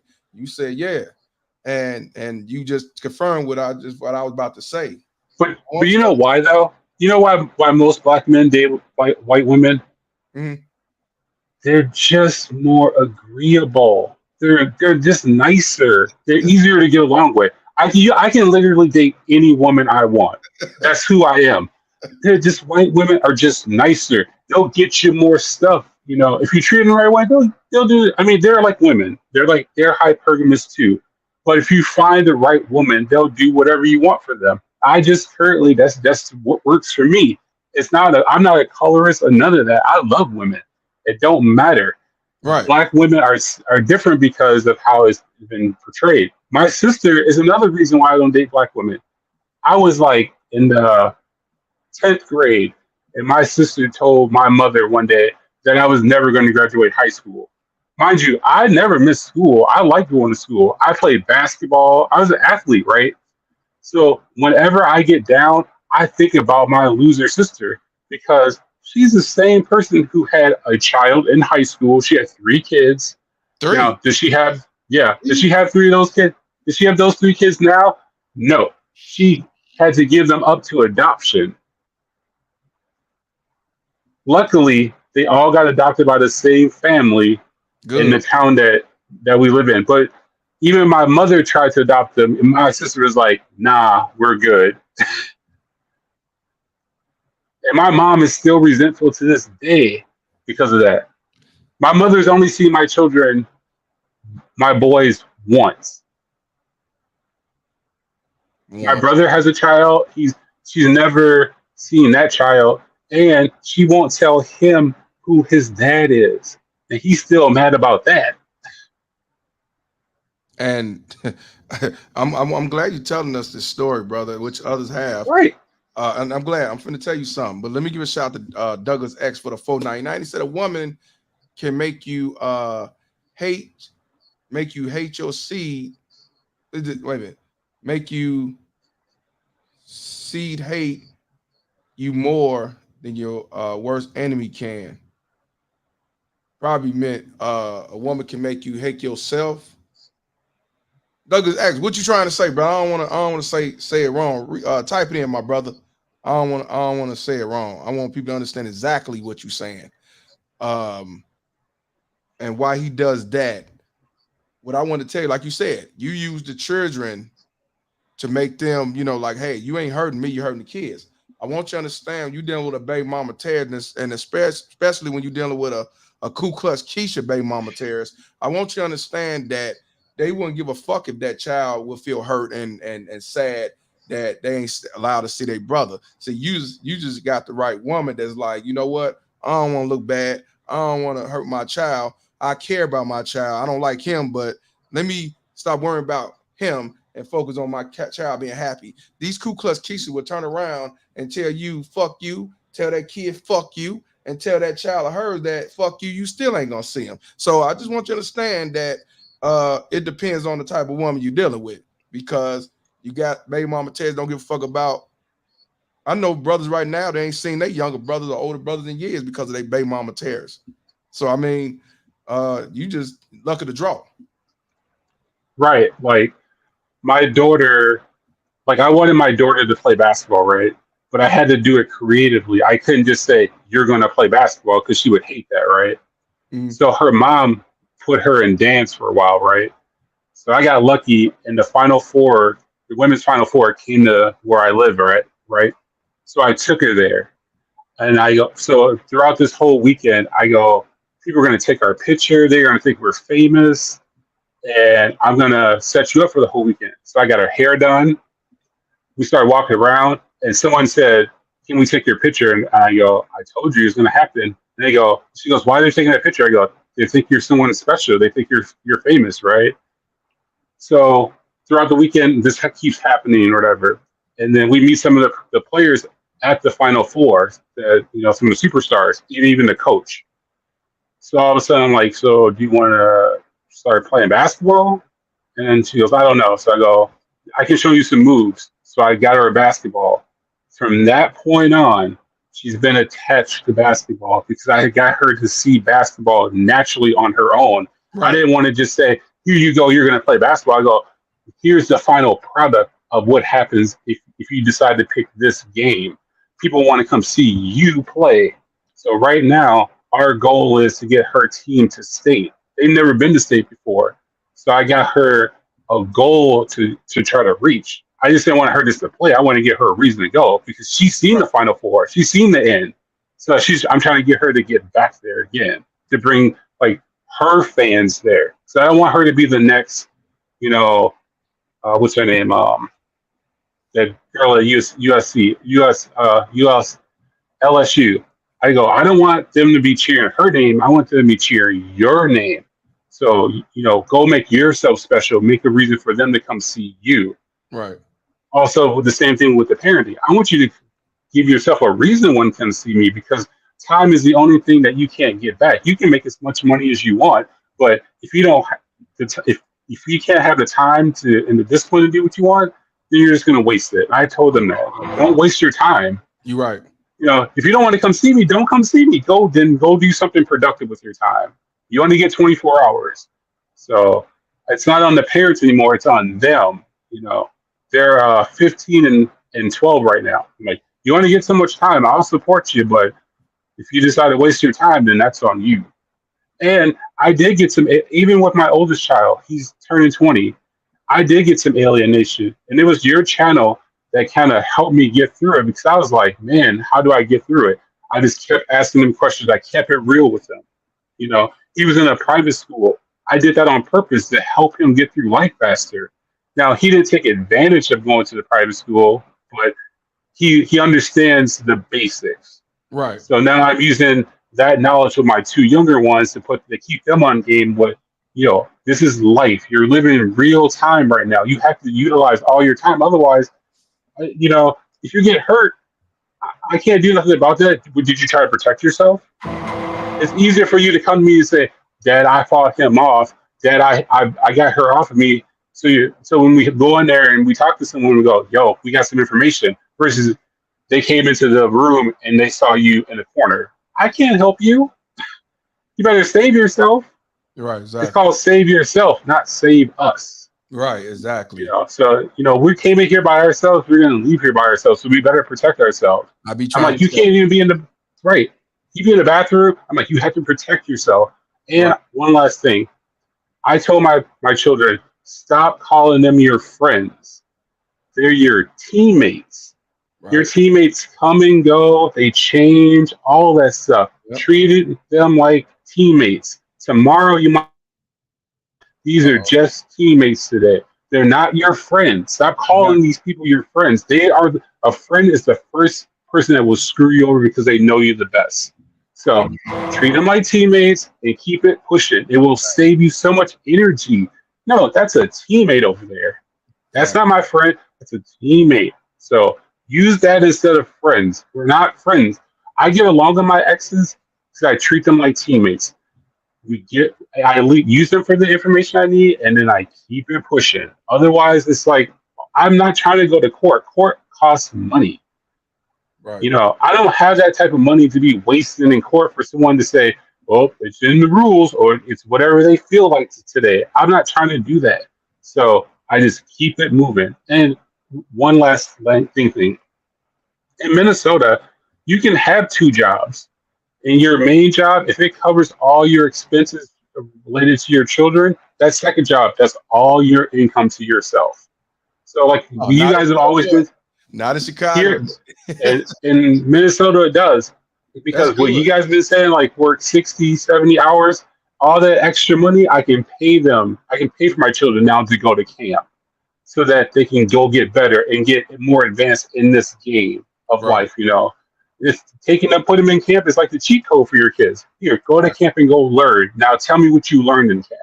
Now let's get better, I'm trying to do a little Mariball thing or what's his name? Serena Williams' dad, Tiger Woods' dad. I'm trying to put them on the right track because maybe it might pop off and now we can all celebrate and get that generational wealth that we're always talking about. Right. I'm trying to give them the best advice possible. And the one thing, I've never lied to these children. Why? If you just tell them the truth all the time in their language, they're going to respect you way more. And they're going to be way more likely to come to you and say, Dad, can you help me out? You've never lied to me. Tell me the truth. What do you think? Right. If you point out their flaws and tell them why their teeth are fucked up or why their nails need to be cut and why they stink or whatever, they're going to respect you if you tell them the truth. If you just say, well, blah, blah, blah, go over your feelings, they're never going to respect you. Exactly. So just tell them the truth and then keep it pushing. If they fall down, if you fall down, you got to say you have to get up. Because if a child starts crying, what's the first thing everyone says? You got to stop crying. You got to stop crying. Because I can't hear you if you're crying, right? Right. Hey, get up. Stop crying. And once they stop crying, then you can talk to them. Okay, what's wrong? Yeah, I know it hurts. But, we got to keep it moving, though. These things are going to happen. That's all I got. Before you go, somebody made a comment, but I found out what Douglas X said. That was on me. I made a mistake. He said a woman can make your child or make your seed hate you more than your worst enemy can. That's a fact. That's 100% true. And I was getting some alienation, but I keep telling them, you don't know the whole story. I told him, I go, the only reason you got to go to private school is because I had to okay it. And then he went to go ask her and got a reality check. It's I was only there. I only had to be there for the important stuff. School, injuries, major injuries, stuff like that. Otherwise, I let her do the day-to-day stuff because that's what she asked for. I can't be there to see every, grade be done, whatever. Give me the important stuff, and then I'll balance out the rest. Shout out to you. Sugar Bum. Shout out Sugar Bum for the $1.99. She said he's trauma bonding. Now, before you respond, here's another one. And shout out to you. Now, here's another one she said, but I want to I want you to respond definitely to this one. Shout out to Sugar Bum for the $1.99. Say he needs therapy. His mom are all black women. So she think that No. you saying that all black women are like your mom and you No, have mama no, issues and all that. not at all. I love women. I really do. Just I see black women just slightly different. I see the hurt. I made a mistake. I'm 100% should not have put my underwear on the space heater. I was trying to be smart. I was trying to dry them off, right? I'm not mad that she burned me. I'm not upset at that at all. I learned a very valuable lesson, so I understand that. I just see love differently, and I just didn't see it with a black woman, which is fine. I work with black women every day. I treat them with the same respect as I treat anybody else, And if one wants to date, I could do that too. It's not a big thing. I'm not trying to get married to anyone. It doesn't matter anyway. So, listen, you don't owe me no explanation. I understand. Cause see, I'm good. Put my hand on a stove. I would never do that to my son. If even if he caused a fire, I'm not. Nah. See, but these some evil motherfuckers. That's all too. I don't care what nobody say. But I mean, I understood as a child. Like I did something and I recovered. I mean, I still see my hand every day, but I don't blame her for it. I'm the cause for it. I started the fire. She held me accountable. I understood that. My first reaction was just to scream, but I understand that there's a cause and effect of things. I'm not mad at a black woman for that, if that makes sense. Everybody who cut that YouTube off, you're gonna hear double. All right, Nick. Shout out to my man Nick. Was there anything else you want to say, Nick? No, your broadcast, Kevin Samuels, RIP, all these broadcasts that are online, Professor Black Truth or whatever. I love them. They've allowed me to learn more in a few years than I could have ever learned from Turn on TV. Because of your guys' broadcast, I don't even watch TV like that no more. Like I can't even tell you what's popular on TV outside of stuff as I see streamed on my phone because of guys like you, because you're putting out real content in real time, which really matters. I still listen to Kevin Samuels stuff. It just reinforces what I'm doing. Okay. Yeah. And work. No, I appreciate you, my brother. Salute to you. And definitely, I'm Yes, glad keep your head down work. Yes, sir. I'm glad you got a relationship with your kids. Fuck these baby mama terrorists. All right, we got my man Yoga. Thank you. Yeah, for real. I'm glad to hear what that y'all brothers still got a relationship with your kids, because a lot of us don't. Yoga. Mr. Judge Palmer, can you hear me? Bro, it's been a minute. You and Di? I just got back. I knew it was one or the other. Yeah, I just got back. I took the family stuff with me. I touched in today because I thought about the show. I thought about you the other day. I got a call from my son's mother. My son is 13 now. He'll be going to the 8th grade next fall, next one when the school and stuff start. And he up there, I want to say he up there by you. He up there in Philly. Okay. Uh-huh. I'm back at home now. I'm back on the couch. Oh, you in Chi-Town. You in Chi-Town, my bad. But I was out there, I was in State College, Pennsylvania. Okay. Yeah, whatever, Penn State. But so the conversation kind of went like this. It caught me off guard because I'm traveling back into the country. So I was in transit, and I happened to be at a hotel. Had landed. I had a stopover in Miami, coming from DR, going back to the ATL. So I was in transit. So when I was talking to her, I was surprised I didn't know the number, and so I was very frank, and I said, "Look, I need if you're contacting me now, that means that he received the package from Thailand. I sent him a full Muay Thai package, everything, heavyweight bag, everything you would need for the sport, all the way down to the mouthpiece. And so with him being 13 now, that touched him. So he's putting pressure on her. So that's why the call from the number I didn't know about.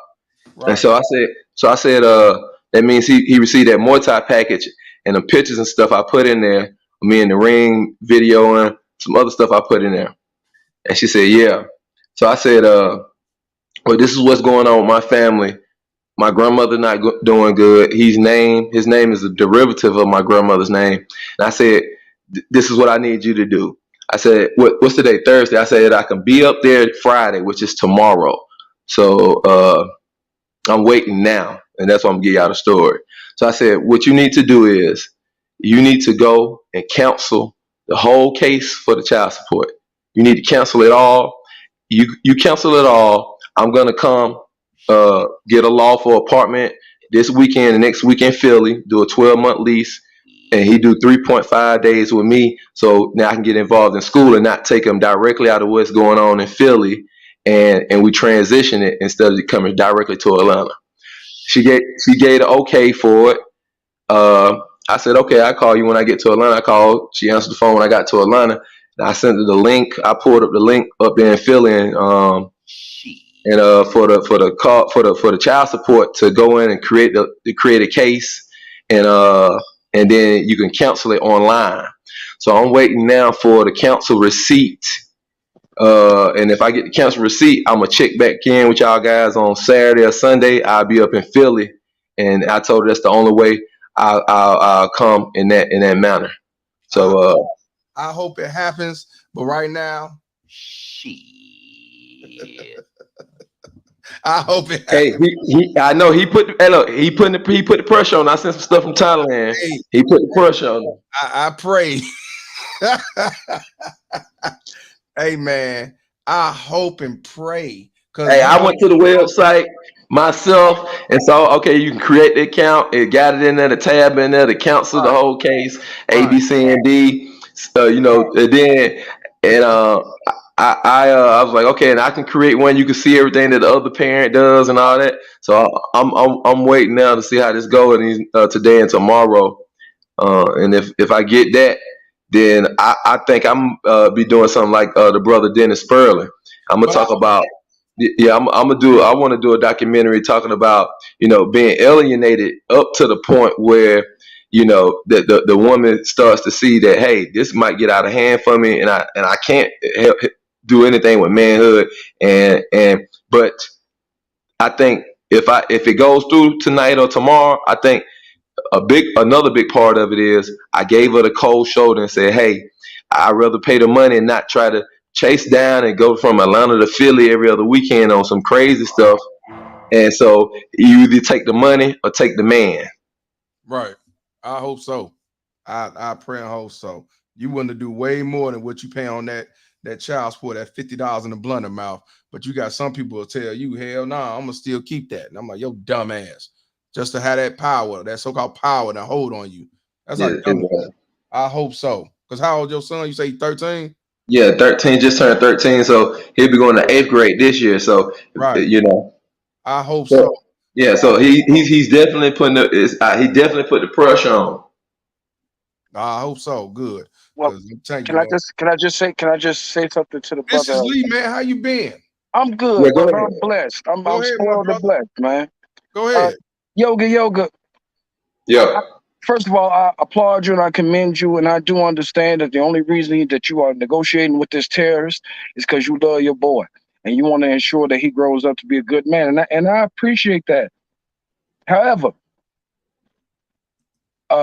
people get sold bad drugs all the time. Wink, wink. A crackhead, a killer for $200. I'm just saying. It's easier solutions, brother. That's all. You about to risk your life in Philly. You gonna listen. You want to film a documentary, and what it's gonna be is a sequel to Escape from New York. So, like I said, I commend you, but it's a lot easier just to.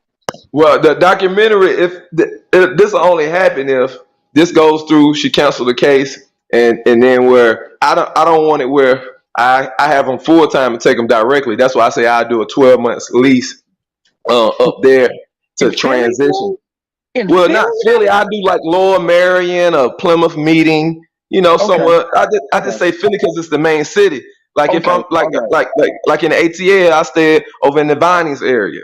You know, Okay, 'cause I so was concerned for you, brother. I'm just put it this way. I'll be staying close to a Whole Foods, so that'll let you know about the income range. There You you go. feel There me? you go. That's all you. Yo, how come you ain't starting off with that, nigga? I was worried There you about you. go. Wherever city I'm at, fellas, just to let y'all know. Like when I'm in San Francisco, I'm in Cupertino. Wherever city I'm at, I'm gonna be near the Whole Foods area. So that's Okay, how I roll. But my nigga, my anyway, nigga. I was talking about if she closes this case, Oh yeah, I'm gonna do it. I'm gonna do a documentary in the standpoint of, hey, I did play the cold shoulder from 6 years old to 13 years old, and kept traveling and kept living my life and being successful, and kept sending them packages, letting them see me travel. Yeah. And then I'm gonna do a documentary from that way, saying, okay, now I had been alienated. Now he's 13 and he preteen, so he's talking up now. And so I'm gonna do the documentary from that way and not really involve her. Involve it's just a father yoga that y'all know of me and been traveling. My Then nigga. I'm gonna show y'all the other side and showing now how it's gonna be and what the challenges I'm gonna face with, because I don't know the mindset. I don't know the emotional palette. I don't know the psychological palette. It's I a don't lot. know. I've It's a been lot, blocked bro. out from all of that. I didn't know what school. Last time conversation we had before this one, I couldn't even get the name of the school. Mm-hmm. You see, and then the school had changed once I got the other name of the other school. You see, Yes, sir. so it been heat like that. So no, I don't want to go to Philly. I'm not gonna do it in Philly. I don't want to go to Philly and try to do that. Now I'm out of my element in Philly. Now once I do that, this documentary, it'll be with him trying to bond with grandmother, grandfather, great grandmother, great grandfather, aunties and uncles, and showing that side, my side of the family, that they was alienated also. Mm-hmm. You see. Good man. Good man. I So want if it goes through this way, I like the dude Nick that came up. He in Minnesota. I'm in Minnesota too, bro. And I saw old girl Sugar Bum. And you know that's the perfect name for that hoe, Sugar Bum, because that's exactly what she is. She came up and said that man was lying, right? That man wasn't lying. That man was telling the truth. And you see how quick they jump to try to silence that brother? You know what I'm saying? More brothers need to think and act like him, man. She say he got trauma. He trauma bonded. Listen, he went through the same abuse that a lot of us went through, and he just got up here and talked about it. And y'all don't want him to talk about it. Who the fuck is supposed to stick with the same person who abused them? Last time I heard, that was called Stockholm Syndrome. Am I right, brothers? correct. So with anybody who sit up there want to sit up there, well, how come you don't mess with shit? He told you. Listen, yeah, they admitted themselves. The mother is the first person who teaches the child. You also the first person that traumatizes that child. And whatever issues that man grows up with, that's on you, ho. Woo. I've been said that. That's why I say if you want to blame the streets on talking about when the bitch say black men in the streets raising our sons and stuff, I said then it's the parents' fault, because the most influential is supposed to be the parent, whether it's the mother or the father. So if they out there getting more influenced by the niggas in the streets, then Come on, man. you failed them. Come on, man. Yeah, You always talk about how you the big boss bitch. Get off the train and You go the bite somebody, it's your fault. The police gonna say it's your fault. Yeah. Same thing. Yeah. You know what I'm saying? A lot of people need to understand that your mama really your first abuser. Oh, yes, sir.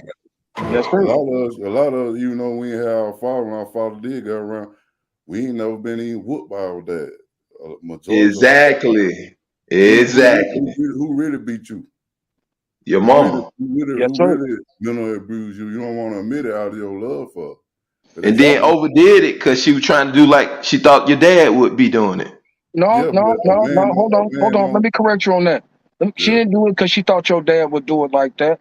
She did it because she was frustrated and wasn't nobody to check that hoe. She did it because she could do it and she could get away with it and she knew nobody would stop her. That's why she did it. Because she know your daddy would have slapped you on your ass once or twice and told you to sit your little ass down somewhere. That's how daddies give whoopings. First of all, daddies don't even really got to give whoopings. Daddy give you that bass in their voice and that look, and you already know, I don't want no trouble, old man. Hey, soon you walk in the door, you get right. Nigga, get right like a motherfucker. I'm talking about, man. Listen, you was wearing a t-shirt, some saggy jeans 5 seconds ago. You doing whatever. Soon the father figure, the male figure walking the house, all the children stop, sit down. Oh, here come, you hear a car pull up in the yard. Oh, here comes such and such. You know what I'm saying? That's true. Yeah. And it ain't because you scared of the nigga. It's because you respect that man, because you know that man protects your house. Exactly. Right. No, he's not talking about you, sugar bum. No. Yes, I am. Yes, I am. Yes, I am. Hey, I came here specifically for her. Oh, my man, I'm sorry. I guess he was. Sugar bum, you want to come on in here? Yeah, she said trauma bonding in the chat. She was like, the brother's trauma bonding. Hey, I just want her. You go to Link. Come in here and speak your piece. Call this nigga Lee out, man. I just want her. But the brother that was talking before who had on the hat, I heard the part where he was like, he said that he only wants to be there like for emergencies or something for school.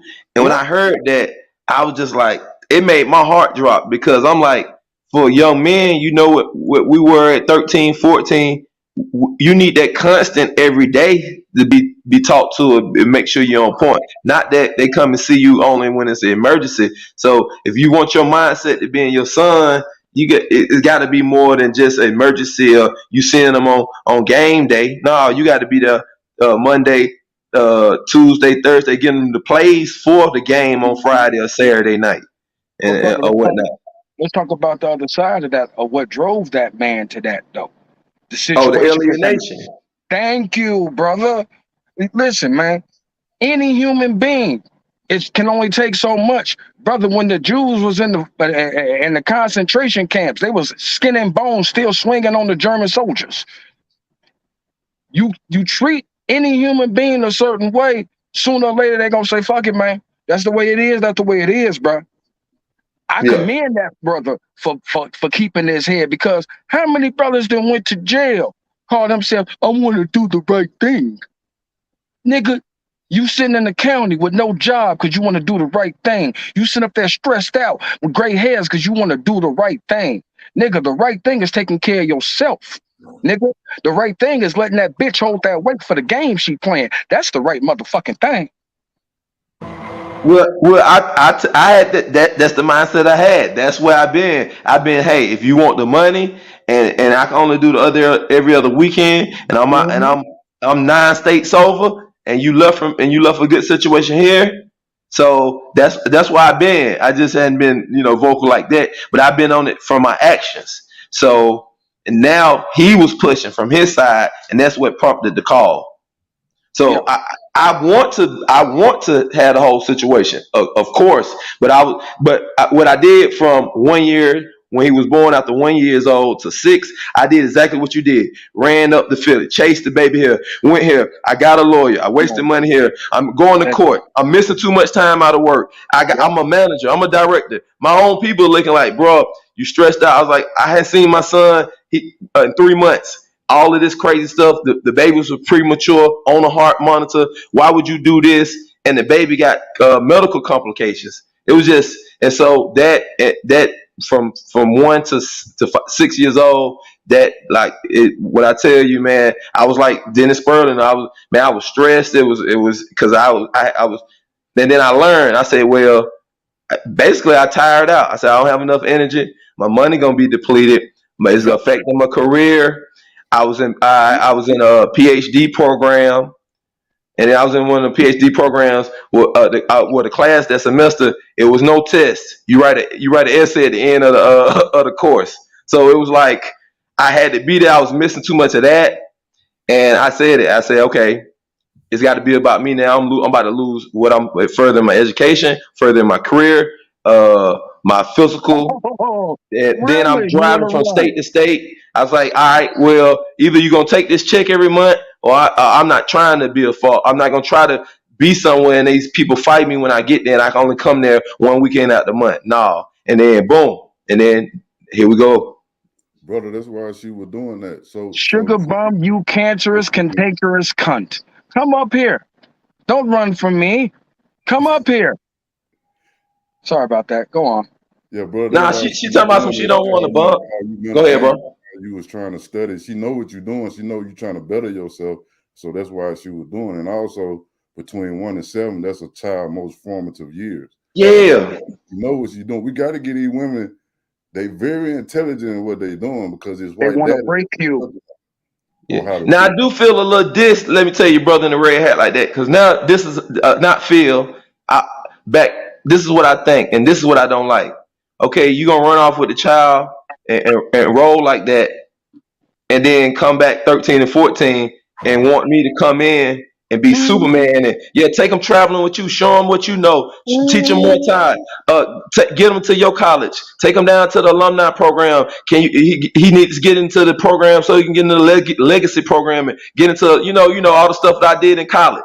And what fathers would normally do. Yeah, my son gonna get into that school because I went there. No matter what's the SAT score. You know, now it's coming high school time and all that. He want to compete. He want to get into sports. As I want to tap me for my networking resources for my manhood and for now she saw it then break me. So it's like wow, he even stronger. He's traveled even more. Like I thought I was gonna take his passport. I was gonna take his driver's license. I was gonna take his life, his house, and I kept it all.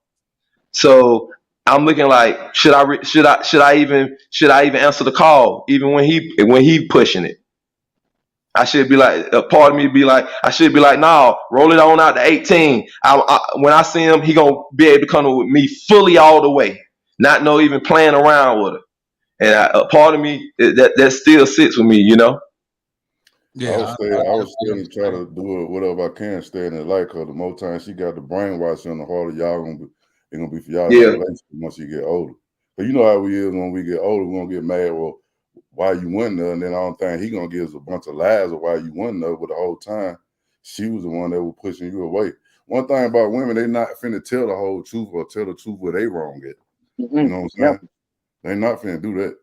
So whatever the case gonna be, it's gonna be your fault. So if I were you, I just keep on fighting, being my. You already know. Hold on. Yeah, she gonna blame it on you. She ain't finna take no blame, bro, at all. Right. Hey, let me 1%.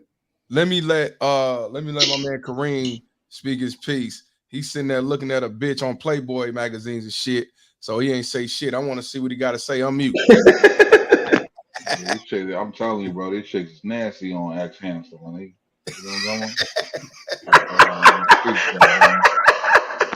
I need 15% though, man. Adam 22 wife. Yeah, man. Nah, great conversation as always, man. You know me, man. Like it happens to all of us, man. Like I always tell people, man, even if it was a BMC or whatever, man, like life is gonna happen to all of us. You know, but we can't fall off the rails. Like, for example, man, I just lost my twin sister 2 months ago. Yeah, man. Sorry to hear that. Yeah, appreciate it, man. I got my shit all. I had Bell's palsy, a neurological condition. My mouth is like I'm recovering from that, bro. You know, dealing with other shit. But man, you gotta keep going, bro, because every dog's gonna have its day. So I tell a bitch, you got 21 years to wreak havoc. After that, bitch, you got nothing but to face your miserable existence. So you get 21 years of fucking up my life, if you even get that opportunity. But once that time is done, bitch, I'm still gonna win. So do what you want to do, man. You know, and like I said, I don't understand. Like now, knowing what I know, bro, I don't even see why dudes even want to get in relationships. Smut these bitches out like all the other dudes do. Yeah, 100%. Like, bro, if it didn't work with the last 80 dudes, why the fuck would it work with you? Thank you, bro. Thank you. Because they don't want it to work. So fuck it. You ain't gonna get them but a good 4 years out of them. I said this. I said this on earlier shows, right? I said this, right? When women said that they wanted equality and they didn't need us, right? every motherfucking man should have kicked the bitch out that he was with at that time. Yep. Right then and there. But now we let this thing transpire into just like complete chaos, man. And it's like, bro, it's too far gone. Fuck these bitches to the war start, bro. That's it. Real Fuck talk. these bitches to the country crumble, bro. Yes, sir. That's it. It's no point. In my opinion, that's why they're crumbling. Because if you look at history, the women was always in a just erratic, wild, promiscuous state when that empire fell. Hey, Douglas, real quick, bro, which you totally right. Because you know what happens, bro? Here's what happens in every society, right? And even let's look at the so-called RP space, right? What happens? Men, like in the major cities like New York, Chicago, right? You have men building skyscrapers, right? Men building the infrastructure, right? Literally falling hundreds to thousands of feet to their death, right? Building this shit, right? And then what happens when you build it? These bitches weren't there when we were building it, when we were killing ourselves to build it and to maintain it also, right? Then they come and then they want to, oh, well, equality. Oh, but we want equality without the responsibility, right? And then what do men do? Now it's okay, we built this shit, it's good times now, right? Oh, now we gonna let them do what they want to do. And we already know, left to their own devices, they are destructive by nature. Yes, by their very fucking nature. Yes. Yeah, like look what happened since they got the vote. Look at this shit, bro. I listen to people in these congressional seats and how I'm like, you really a politician, you fucking idiot? Yeah. So we have to look at it. Into a district. So our us being alienated as men was thought out by another group of men and put into play and put into law. And that's the real of this. I'm not going with that. I'm not Yes, going with that. it was an executive order that did the whole child support thing. So it's a group of politics. Hold on. Politics. Let me explain. Politics is all about money and having bills to make money. That's why each state gets paid federal dollar. They match the dollar for every child support payment we make. Sure. So that lets you know it's political and it's tied to money and a system for the force us to have to work basically extort us to see our kids.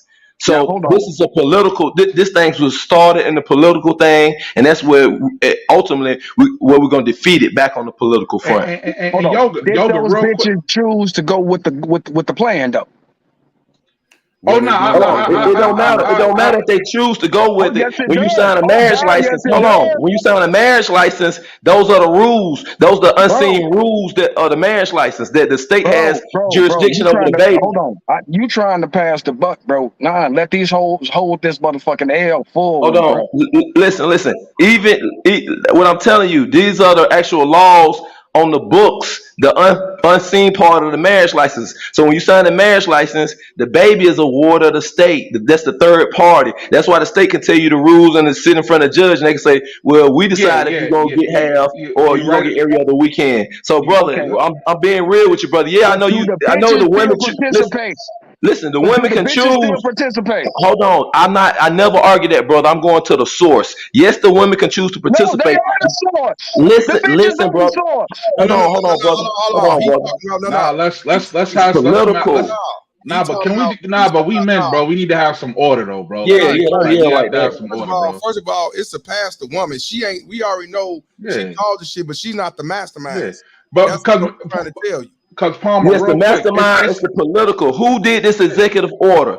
Judge Palmer did a show and broke this down. See that executive order. So it was a group of other rich men that went to their president and says, we want to put this into play. And then they had companies and the counties making money. They had their people already set up to go ahead and cash in. It's kind of like bro, the cannabis is being legal. The Carnegies funded this. The Rockefellers. So we wealthy men funded this, and I totally agree with you. It's the same argument I make when you have so-called pro-black people. They make this statement because y'all both are making points because we all play a part in this big production. So it's the same argument we make when we say, hey, well, they put crack in the hood. You dumb motherfuckers didn't have to smoke it or sell it. Oh, they dropped guns in the hood. You didn't have to shoot each other with it.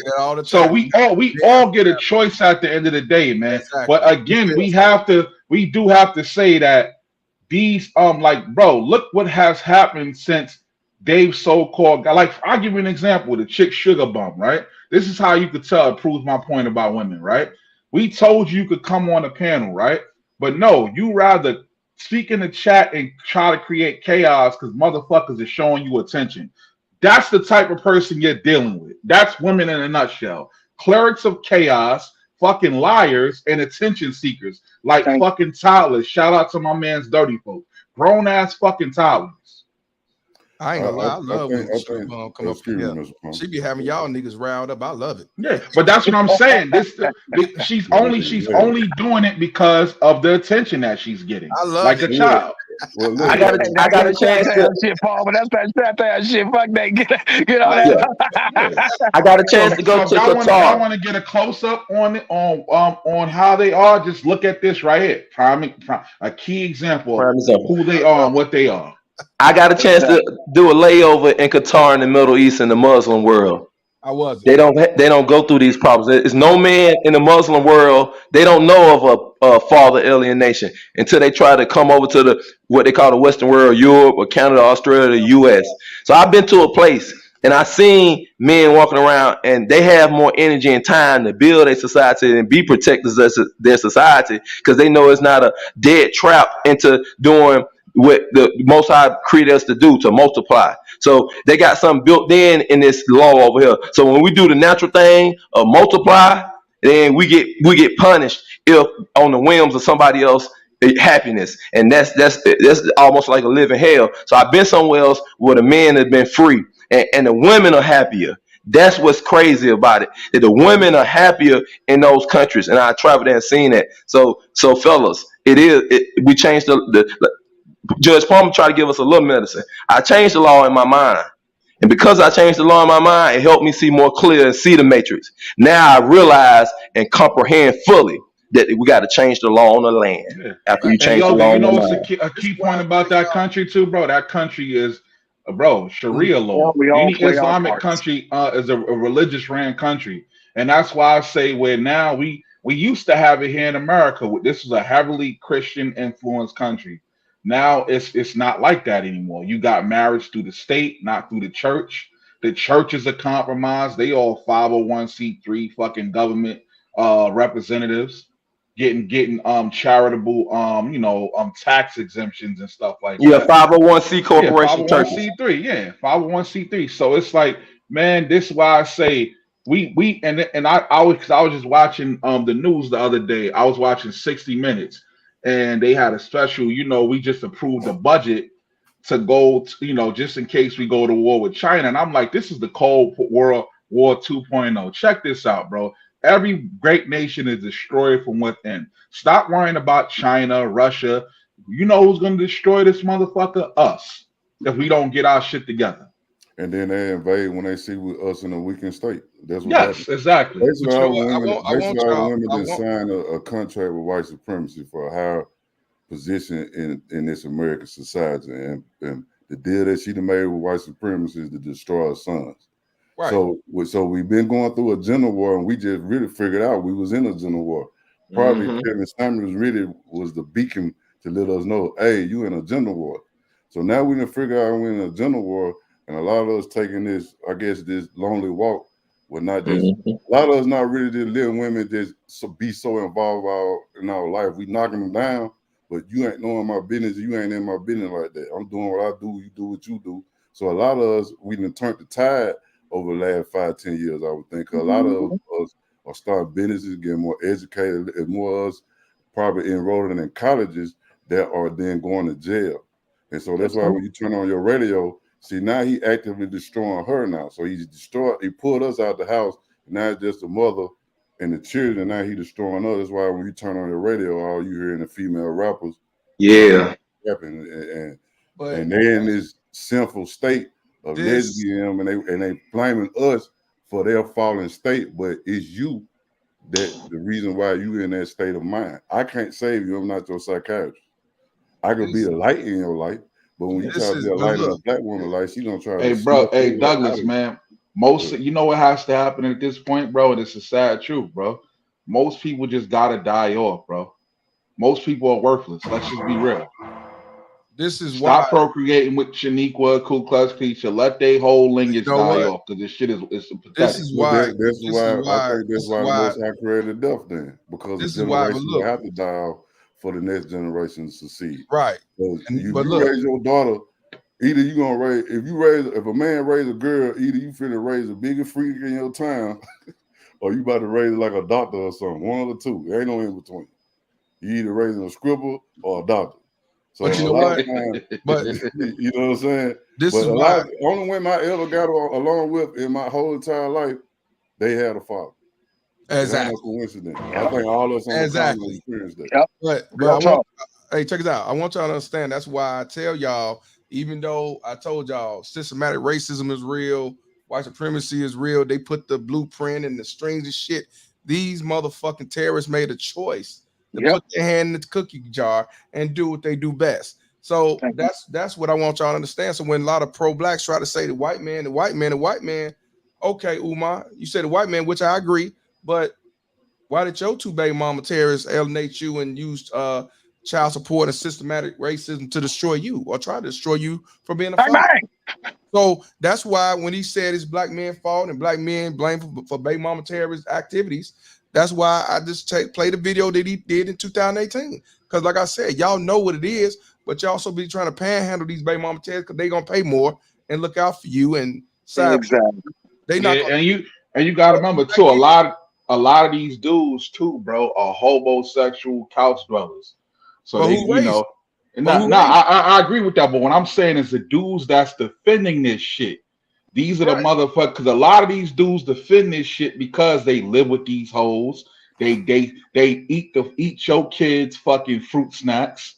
Right. Eat off your kid or the food stamps. So yeah, bro, it'd be a lot of homeless motherfuckers if they cut a lot of this shit. And that's really the only way to get this shit back on route. Bro, have it to where we ain't got no choice but to work together, bro. Most of these most of these fake ass black pros that talk all that bullshit about the queen and they gods and murder earths, they ain't even married to none of them motherfuckers. Of course they not. They just want to fuck them. That's it. But they baby daddies too. How the fuck you gonna teach me about loving my queen when you ain't even married to your goddamn queen? I just want to say this about Umar Johnson. Just because you're built like a woman doesn't mean you can speak for black women. Okay, Umar? Second of all, I don't trust no man with titties, Umar. You got man titties. You sit back somewhere, brother. Let me ask you something. Douglas X. Yo, your mama black. You know that, by the way, right? Right. Douglas X. This your first time coming on the show. I've been your point. She black. She black. And the sky's blue. Hey, yeah, right. Exactly. Grass is green, nigga. Hold on, right quick. Douglas. Now I've been seeing you in the chat. It's your first time coming up. Where you from, my brother? I'm from Mississippi, bro. Mississippi. What part? Jackson. Yep. My family, I tell everybody when they say they from Mississippi, my family from Shibuya, Mississippi is like either an hour and a half or 2 hours away south of Jackson. Yeah, I know about Chicago. Every time y'all niggas on the run, y'all run down to Mississippi.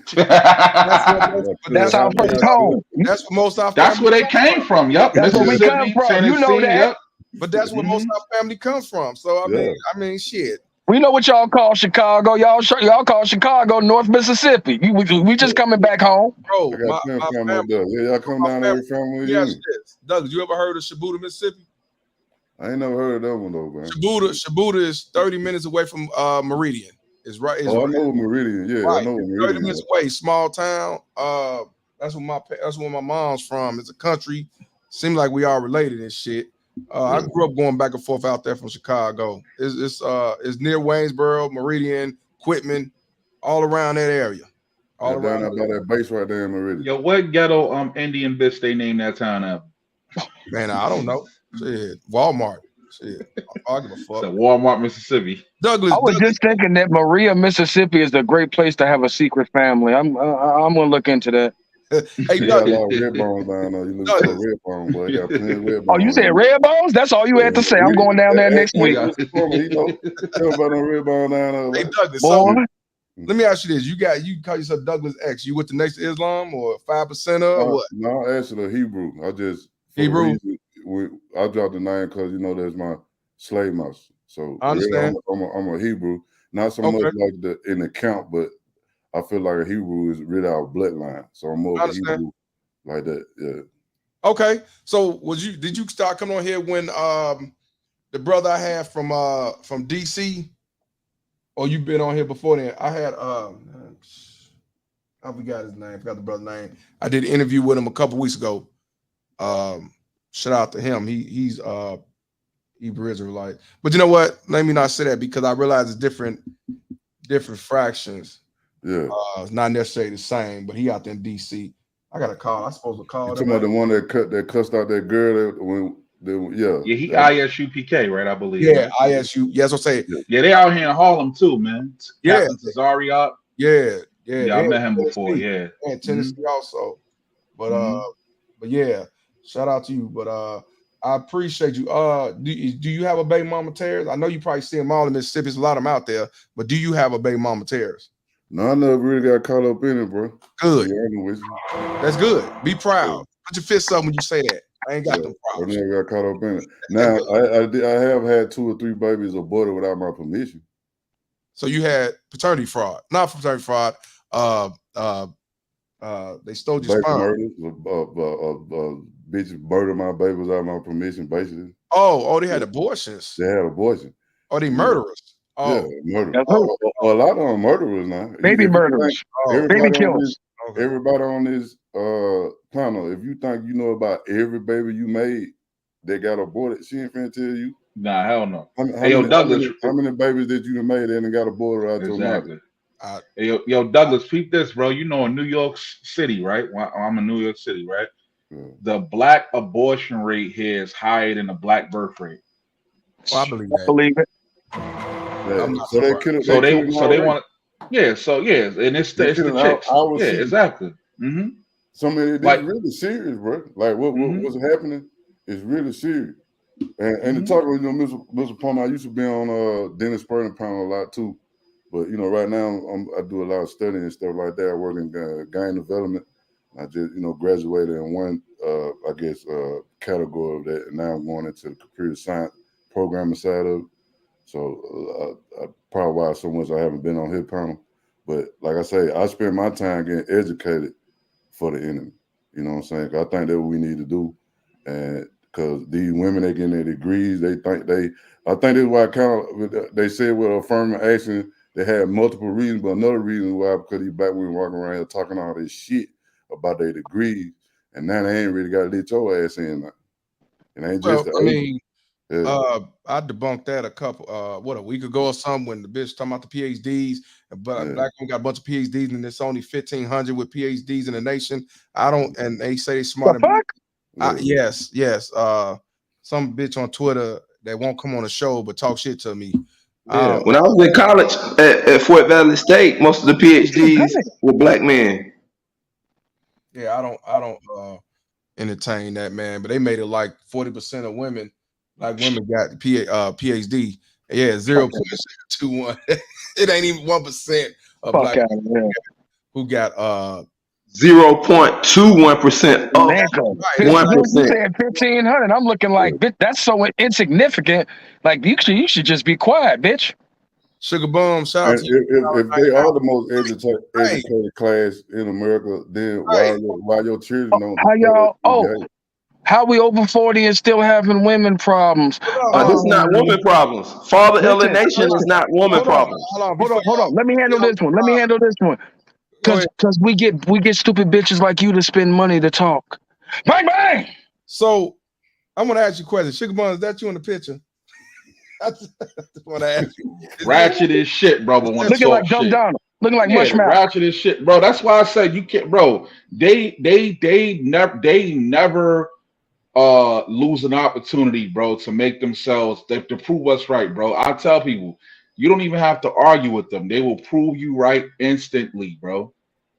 Instantly. And mind you, this shit right here in that picture, she's raising somebody's kids. Yep.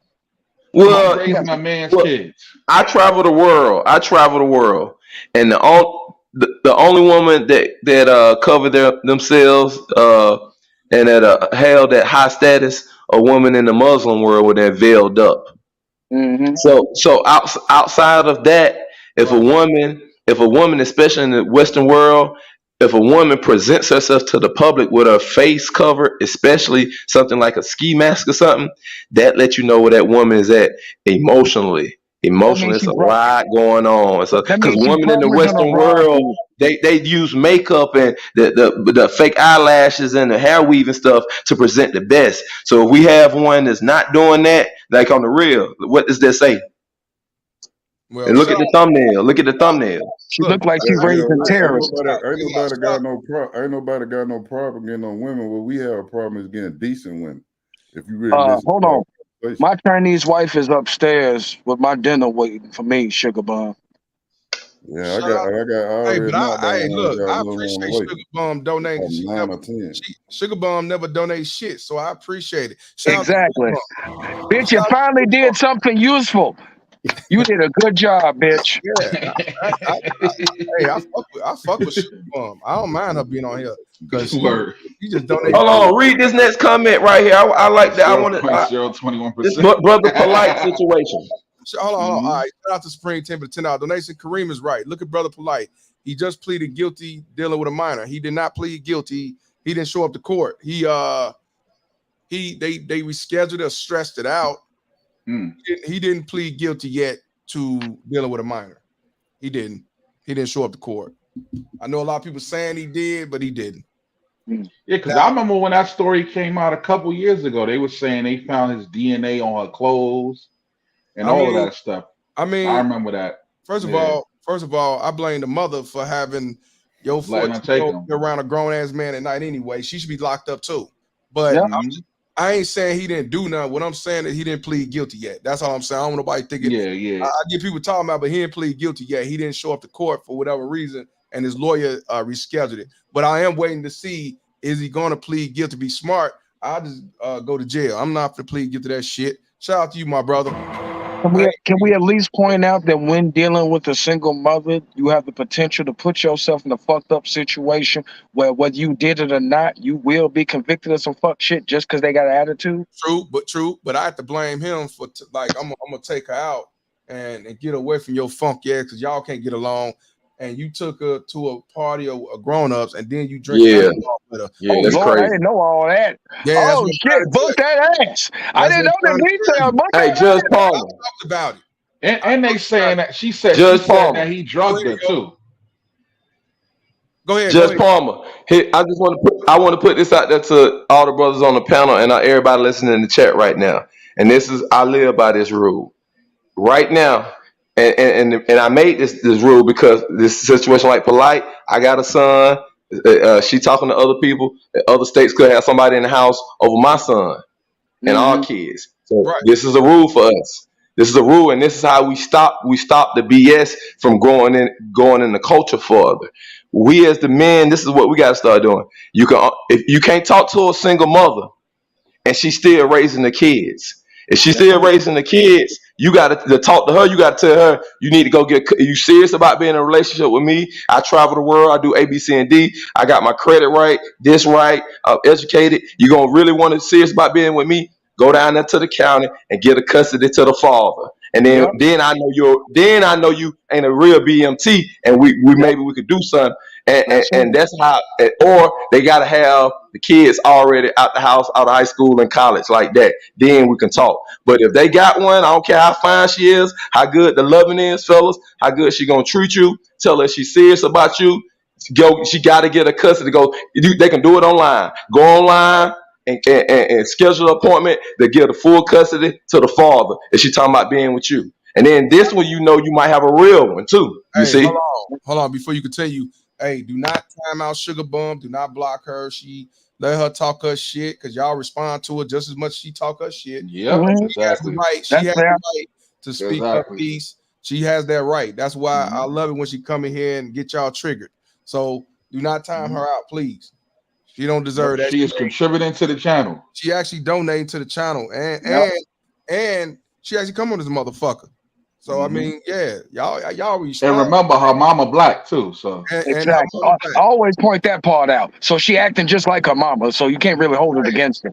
Man, y'all seen The Strays yet? on Netflix. I fuck with Sugar Bum. I love it. I started watching all that bullshit, bro. To be honest with you. When y'all get a chance, check out The Strays on Netflix, bro. Strays? Bro, it's called The Strays. It's about a British black chick, right? It started off the bitch complaining about being broke. The bitch bounce on her black family, get a white husband, get mixed kids, don't like no black shit, get a whole new life when the black kids come back. Bruh, this is one of the most ain't shit villainous bitches I've ever seen in a film. I almost had to respect that bitch at the end. But it's everything that you say about a BMT.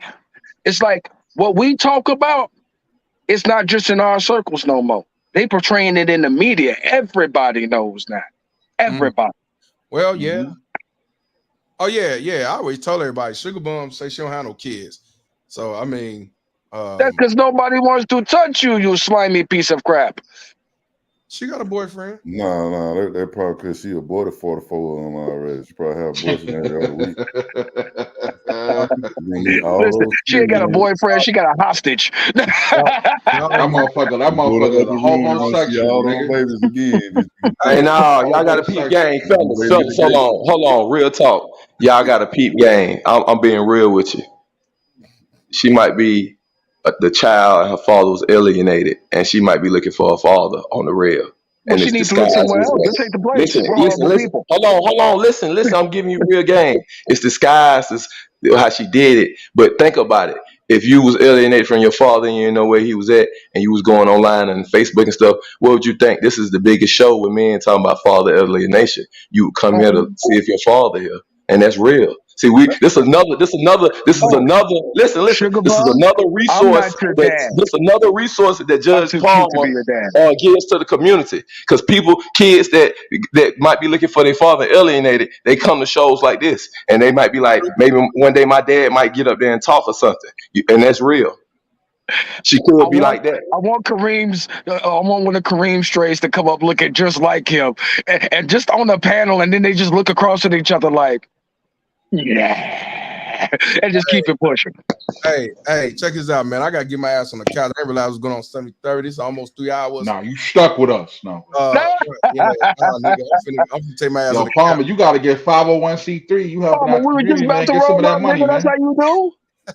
You said you got that dinner waiting upstairs. I get to that. You know what? Yeah, hey, actually, you ain't This lying. I'm nigga about to bow starving out on in a this minute. I panel. got two brats, baby. Niggas got peanut butter and jelly waiting for them. I got two brats. You got food. Hey man, y'all doing all that? Y'all want the show to keep going, man. Y'all need to really support the show. Y'all up Yoga, here on you the need to panel tell me where stuff. to get I that don't, mic, I bro. don't You see got a y'all lot of hats, that spot. man. I need None that. of y'all don't got no fuck child support hats, but y'all want to stay up on this panel on and keep Judge Palmer off the couch. Y'all got to start representing with the hats. Go on and order the hat, and then Judge Palmer run the show all day long because everybody on the panel be having on their hat. You feel me? Yo, Yoga, you know you look like in that picture, bro. You look like Jaheim joined the Who Thai you boxing talking team to and like shit. that? This nigga said, wanna put that woman I mean, first. all the bass in his voice, though. He really meant that. Who you talking to? Yeah, That's how you support the show. Y'all buy one of them sound support hats and wear it out in public and get the word out more so other guys can be have confidence. They going through father alienation and they suffering in silence, and this is real. That's why the bass in my voice, because this is real and our kids are suffering, brother. I'm just not talking to talk. When we wear the hats, it sparks conversation and people think about it. And the baby mama terrorists that see me in the airport and see me out in the city, they think to themselves, like, yeah, man, I'm hurting my child. I'm doing that. So this not a joking thing, brother. This real. Hey, real talk. My man be wearing it in Dominican Republic, man. I be laughing like a motherfucker. Hey, Vicious Lee, I know you got your food waiting. Go on, speak your piece, man. So you Man, it's the usual. Hey, but before I go, no bullshit. Mr. Palmer, I'm proud as fuck of you, boy. I'm talking about you doing them shows that matter, boy. I see you building the platform, man. I'm proud of you, boy. I see you over there, motherfucker. I see you. You repping, boy. As usual, fuck child support, fuck these hoes. I'm gonna holler at y'all later. Yes, sir. Shout out to Vicious Lee, man. I love when he come up in here, man. That motherfucker be talking shit, joking like a motherfucker. Douglas X, man, from Mississippi. I'm glad to hear a brother from Mississippi. I ain't heard somebody from Mississippi on here in a minute. Go ahead and speak your piece, my brother. Yeah, I was just like, I appreciate you letting me come on your platform, man. And I've been watching you do. You're doing great work, and I believe you getting these young men a lot of game. Cause they ain't get the game like we got the game. I know we kind of saying, I think we run from the same generation. So they didn't have that, like that salt, like, you know what I'm saying? So we got to pad that salt down so they know, how to deal with these females. And so, I appreciate what you're doing on your platform, bro. Hey, definitely appreciate you. I definitely want you to come back on, man. I love it. Got that motherfucking Barry White ass voice and shit. Douglas X, salute to you. Kareem, my brother, go ahead and speak your piece. Hey man, shout outs to everybody in the show. Great show as always. Listen, bro, if it didn't work with the last 180 million dudes she was with, it's not gonna work with you. Also, too, if the bitch got her dude on child support, bro, all you dudes that be teaming up with BMTs, you motherfuckers be Voltron assembling with these BMTs, you finna be that dude next, motherfucker. You gonna be baby daddy in court number 2, stupid motherfucker. Bitter milk. It's over, bro. Let these people die off. Stop procreating with them and extending the BMT lineage. Let them die off. I was hoping the vaccine was going to get their ass, but that's kind of taking too long and shit. So just let them die off. Don't even spit water their way if they on fire. Don't even piss on them if they on fire. Let them burn. As a matter of fact, throw lighter fluid on their asses. Have a great night, everybody. All right, my brother. Shout out to my man Kareem up in this motherfucker. And you know what? That's gonna be them goofy niggas that actually are capable for these bitches. They're gonna be just like Benzino when they get charged with the same bullshit. Yoga. Unmute, man. Give him a shout out. You know what I'm saying? Speak your piece. I love the hat. My shout out is visual. I'm in action tonight. That's all. That's all. I'm gonna land the plane with this right here. Exactly. Shout out to you, my brother. So yeah, man, I definitely appreciate y'all to the fullest, man. I'm definitely get the fuck out of here on the couch. I wish Sugar Bun would come on here and you know have to come on here and talk shit to them. I just wanted to hear you speak your piece. You might have said some shit because you was talking about the trauma, and I think that we should talk about the trauma because I agree. If a baby mama tells cause harm with me, I don't think it's right to blame every person just because of that, but I do understand. So that's why I was telling you to come on. It wasn't even about you talking about the guys or talking about the guy that said what he said. I just wanted you, since you said trauma, like, yeah, okay, well, speak your piece about that. But I love when Sugar Bun come up in here. And then she donated today too. Shout out to Sugar Bun for donating. She donated $1.99 to the Cows game. Yeah, I appreciate her. But I, Douglas X, I appreciate you. Be safe out there, Mississippi, man. I know it's hot in the motherfucker down there. I've been out there. I was down there 2 years ago. I got to go back down there, man, see my family. Shit. You be safe out there, bro. All right, yes, sir. All right, bro. Oh, shit. My bad. But yeah, salute to you, my brother. I'll be on here this motherfucker tomorrow, man. I'll probably open the chat up because I ain't did that in a minute. Yeah, I'll come through tomorrow, bro. I'll be around. Okay, cool. Yeah. Appreciate you. Shout out to you. Shout out to Douglas X. I ain't never heard of anybody in Mississippi who got outside. I'm sure Nation of Islam if they down there, but got the X on their name in Mississippi for real. Y'all be smooth. I will be live tomorrow. Shout out to Dennis Sperling for putting this content out here. It's on his page. Definitely go tune in and check it out. Sugar Bum is a survivor because she still came. She didn't leave. She didn't run off. Y'all had to fucking mute her. So Sugar Bum is still undefeated. So like I said, y'all be smooth. Y'all be safe. And definitely continue to change the laws of your mind and stay away from these low like the baby mama terrorists and simple forces. So on that note, we're going to go ahead and lead with eviction as we get the fuck back on the couch. Peace. Yeah. Hey, look, you ain't paying my motherfucking rent for 9 months. Nah. Hell nah, I don't want no motherfucking sex. I'm Mr. Palmer, bitch. I don't do that sucker shit. You better have my motherfucking money. Punk ass bitch. What I don't understand, how you be so strong and be so independent and be a bum bitch. You got help from government daddy and you get them PPP loans. Yet you haven't paid shit. so you need to get gone. You haven't paid your fucking rent for a whole 9 damn months. Hell no. Got my crib all smelly and nasty from trash and blunts. Oh, hell no. Fuck this, get the fuck out. Fuck you being homeless and the least wanted. Here's your addiction notice. So yeah, you need to get the fuck out of here. Your ass get in the big thing. Your ass is about to get the boot. Your ass get in the big thing. Your ass is about to get the boot. Your ass get in the big thing. Your ass is about to get the boot. Your ass get in the big thing.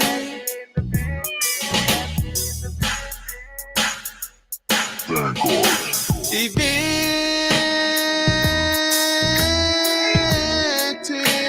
Your ass is about to get the boot. Your ass get in the big thing. Your ass is about to get the boot.